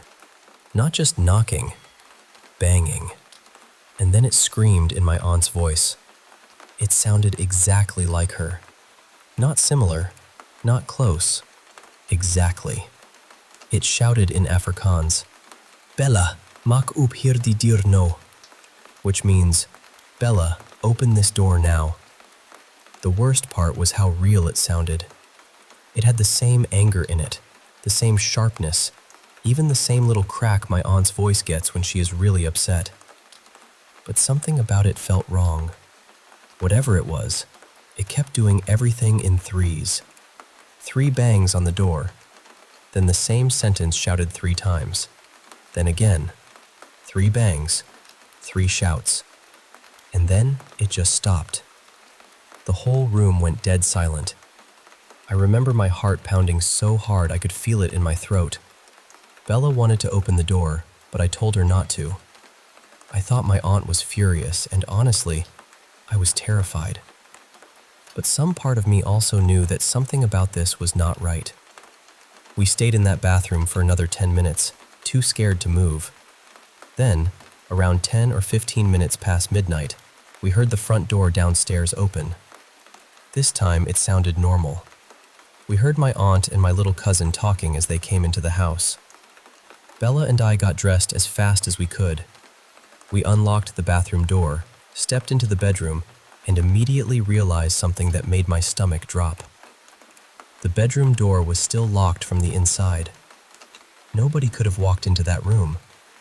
We ran downstairs and asked my aunt if she had been upstairs a few minutes earlier, banging on the bathroom door and shouting at us. She looked confused and said no. She said she had been with my mom in our flat the whole time. We told her everything, but like a lot of adults do, she brushed it off and said we must have imagined it. But I know what I heard. Bella heard it too. I told my aunt I didn't care if she thought it was my imagination. I was not sleeping there that night. I went straight back home. To this day, I still don't know what happened in that house, or why something would mimic my aunt's voice like that. But what scares me most is how perfect it was. The tone, the anger, the way her voice cracked. It sounded like her. But it wasn't her. And that was not the only strange thing I experienced there.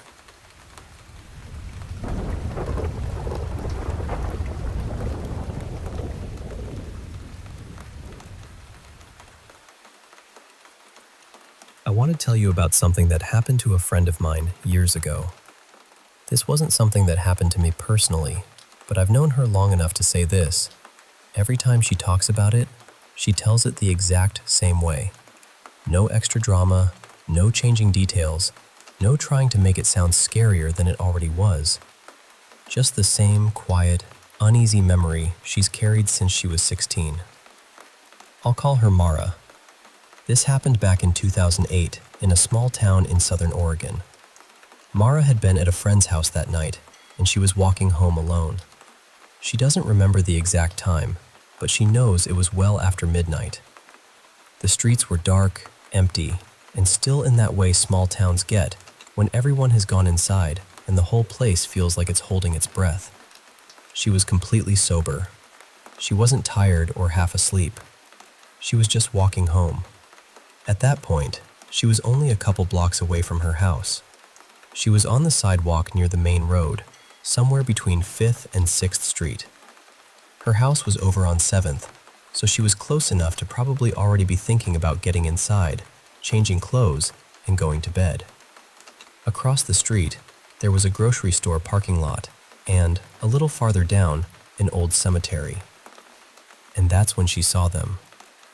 About 50 feet ahead of her, two figures stepped out from the cemetery side of the street and started crossing toward the side she was on. At first, her brain tried to make sense of them. She said they were walking upright, on their hind legs, side by side. One was a little shorter than the other, but both of them were incredibly tall. She guessed at least 7 feet, maybe taller. They were hunched over, thin in a way that didn't look natural, with long limbs and narrow bodies. Her first thought was that they looked almost like deer walking upright, but there was no fur. Their skin looked dark gray, maybe ashy, and smooth from what she could tell in the streetlight. Their arms were held close to their bodies, bent awkwardly at the elbows and wrists, almost like the way people joke about a T-Rex holding its arms.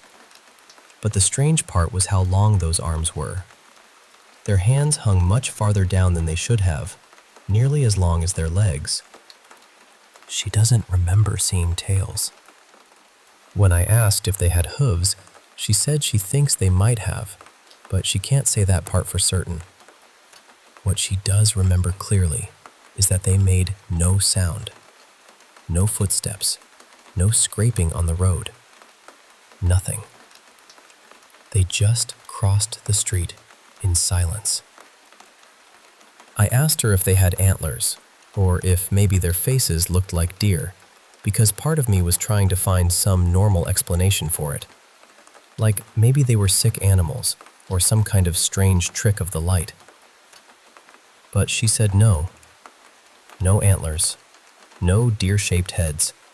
Nothing animal-like in the face. Their faces, she said, were closer to human. Not exactly human. Not right. But human enough that it made the whole thing worse.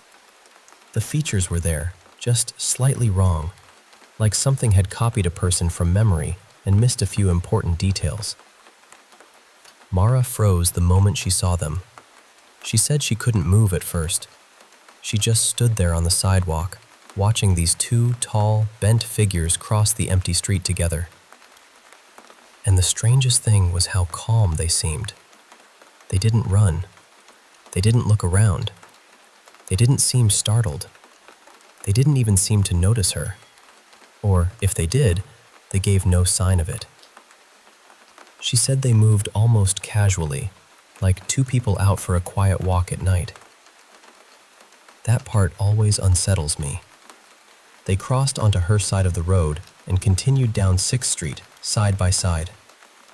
Mara watched them pass the first house, and then they slipped out of view. That was when something in her snapped back into place. She suddenly realized she had been standing there frozen, and instead of running straight home, she ran towards 6th Street to see where they had gone. She doesn't really know why. Maybe shock. Maybe curiosity. Maybe her brain needed proof that she had actually seen what she thought she saw. But when she reached the corner and looked down the street, they were gone. Completely gone. There was nowhere obvious they could have disappeared to that quickly. They hadn't been moving fast. They hadn't been running. They had been strolling, slowly and silently. But in the few seconds it took her to reach the corner, they had vanished. That was when the fear really hit her. She turned around and ran the last block to her house as fast as she could. She didn't stop until she was inside. The next morning, she told her mom and her sister what had happened. She still says she has never seen anything like those figures before or since. The closest comparison she can come up with is the werewolf form from the Harry Potter movies, the one that's hairless and tall and painfully thin. Except these things didn't have wolf faces. Their faces were more human than that. And that, to her, was the worst part. Mara has only told a handful of people about it. Her family, a few close friends, and me. She doesn't talk about it for attention. She doesn't tell it like a campfire story. She tells it like someone remembering a car accident, something that happened too fast and too clearly to ever fully leave her. Nothing like that had ever happened to her before. Nothing like it has happened since. But even now, all these years later, whenever she describes those two figures walking silently across the road, her voice changes. Because whatever she saw that night, she knows one thing for sure. They were not just animals. And they were not people.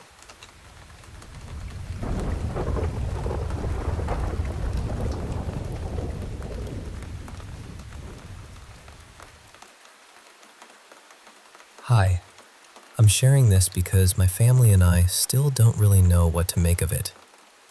Something very strange happened to my dad, Daniel, just last night while he was driving home from Austria. It was late, somewhere between 2 and 4 in the morning. He was taking a route he knows well, the same one he's driven many times before. He doesn't drink, he wasn't tired, and according to him, he was fully awake and focused on the road.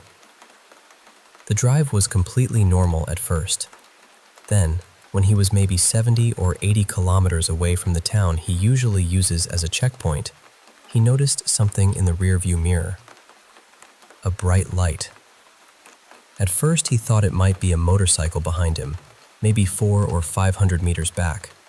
But almost right away, something about it felt wrong. The light wasn't behaving like headlights. It didn't sway naturally, didn't drift, didn't move the way another vehicle should. When my dad eased the car slightly to the left, the light moved left at the exact same moment. Not a second later, not gradually, exactly with him.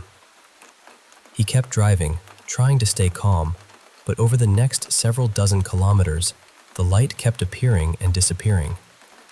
He said it didn't look like someone switching headlights on and off. It was more abrupt than that, almost like the light was being erased from the road and then placed back again. It flashed a few times behind him, vanished, then later appeared much closer. This time it was maybe 200 meters back. Again, it blinked in and out. Then it was gone. For a while, everything seemed normal again. The road was quiet. The sky was still dark. My dad thought maybe it was over, or maybe he had misunderstood what he'd seen. Then the light appeared in front of him. Very close. He thinks it was only about 10 or 20 meters away. He slammed the brakes and stopped the car. The light stopped too. It didn't move. It didn't come closer. It just stayed there in front of him. He told us he sat there for a moment, trying to understand what he was looking at. He couldn't see a car around it. No body shape, no reflection, no outline, just the light. Eventually, he started driving again. He decided to move into the left lane, thinking he could pass around it. But the moment he turned left, the light turned left too. Perfectly in sync with him. He said that was the part that truly frightened him. He kept going anyway, stayed in the left lane for a short stretch, then moved back to the right. The light showed up again, farther away now. At first, he thought it looked like two lights close together, but after staring at it longer, he said it seemed more like four. The farther he drove, the farther away it became, until finally it disappeared again. He drove quietly for a while after that. Then it came back one more time. This time, it was ahead of him, maybe 300 meters away, and it looked like it was coming straight toward him at high speed. He honestly thought he was about to crash into whatever it was. He turned on his high beams. Usually, when he does that, the road lights up far ahead. He can see signs, trees, rails, anything in front of him. But this time, he couldn't see anything around the light at all. It wasn't illuminating the road. It wasn't casting light on the surroundings. He said it felt like the light was somehow stuck in his vision, but still real at the same time. When his high beams came on, the light started moving farther and farther away from him until it finally disappeared. By the time he reached the town he was aiming for, the sky was beginning to brighten. After that, he didn't see it again for the rest of the trip. I know how strange this sounds, I really do. What worries us most is not only what he saw, but how he sounded when he told us about it. My dad is 67, and he has never spoken the way he did this morning. He was stuttering, speaking slowly, and some of his words seemed to fade before he finished them. My mom and I both noticed it immediately. She's planning to take him to a doctor because this has never happened before, and we don't want to ignore the possibility that something medical could be involved. My parents are also very religious, and they've already reached out to a priest. I don't personally know what to think about that side of it, but I'm mentioning it because it matters to them, and maybe it's part of how they're trying to process what happened. I'm not saying this was paranormal. I'm not saying it wasn't. I honestly have no idea. I just know my dad came home shaken, and my family is worried. So if anyone has any idea what could explain something like this, whether it's a medical issue, something with the road, lights, reflections, another vehicle, anything at all, I'd really appreciate hearing it.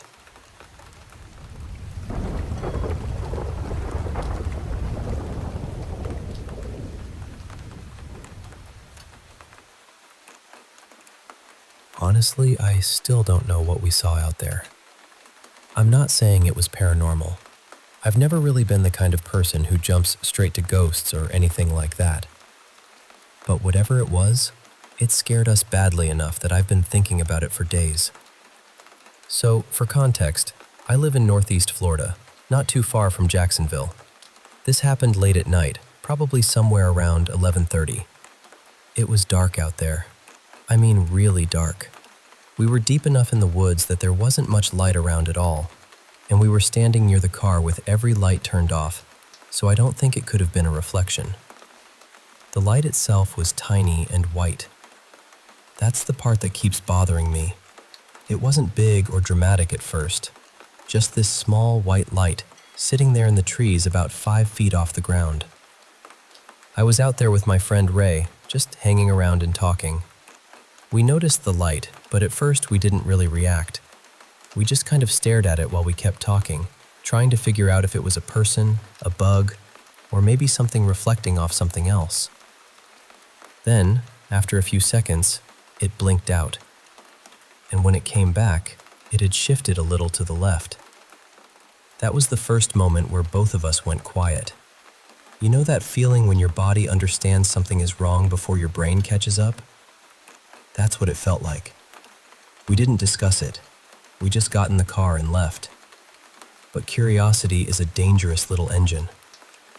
After we calmed down, we decided to go back. We picked up another friend, mainly because we wanted someone else to see it too. Maybe we wanted proof. Maybe we wanted to scare him. Maybe we were just being stupid. Probably all three. About 20 minutes later, we were back in the same spot. This time, we were ready.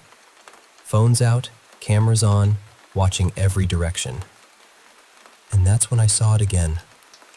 Only this time, it wasn't just sitting there. It looked like it was coming from deeper in the woods, blinking on and off as it moved closer.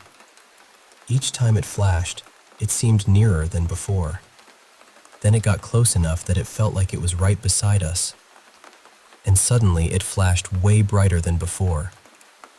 The closest way I can describe it is like someone shining a tiny laser straight at you, except there was no person there, no beam, no sound. Just that sharp white flash, right near us. We screamed, got back in the car, and drove off again. Now, I know coming back a third time sounds ridiculous. Believe me, I know. But once we were away from it, that same curiosity started creeping back in. We kept saying we needed to understand what it was. We told ourselves we'd stay calm this time and actually observe it. So we went back. For a while, nothing happened. Maybe 10 minutes passed. Then the light returned, moving through the woods again. It flashed near us like before, but this time we didn't leave right away. It gave off 3 or 4 flashes while staying mostly in one place. Then it started moving around more, almost like a flying insect, but the flashes were still too bright and too strange. It didn't move the way I expected a normal bug to move, and it still wouldn't show up on camera, no matter how obvious it looked to our eyes. We watched it for maybe 2 minutes before we finally decided we'd seen enough. I've tried to find a normal explanation. I really have. I've looked up insects, reflections, camera effects, swamp gas, everything I could think of. Maybe there is a scientific answer, and honestly, I'd prefer that.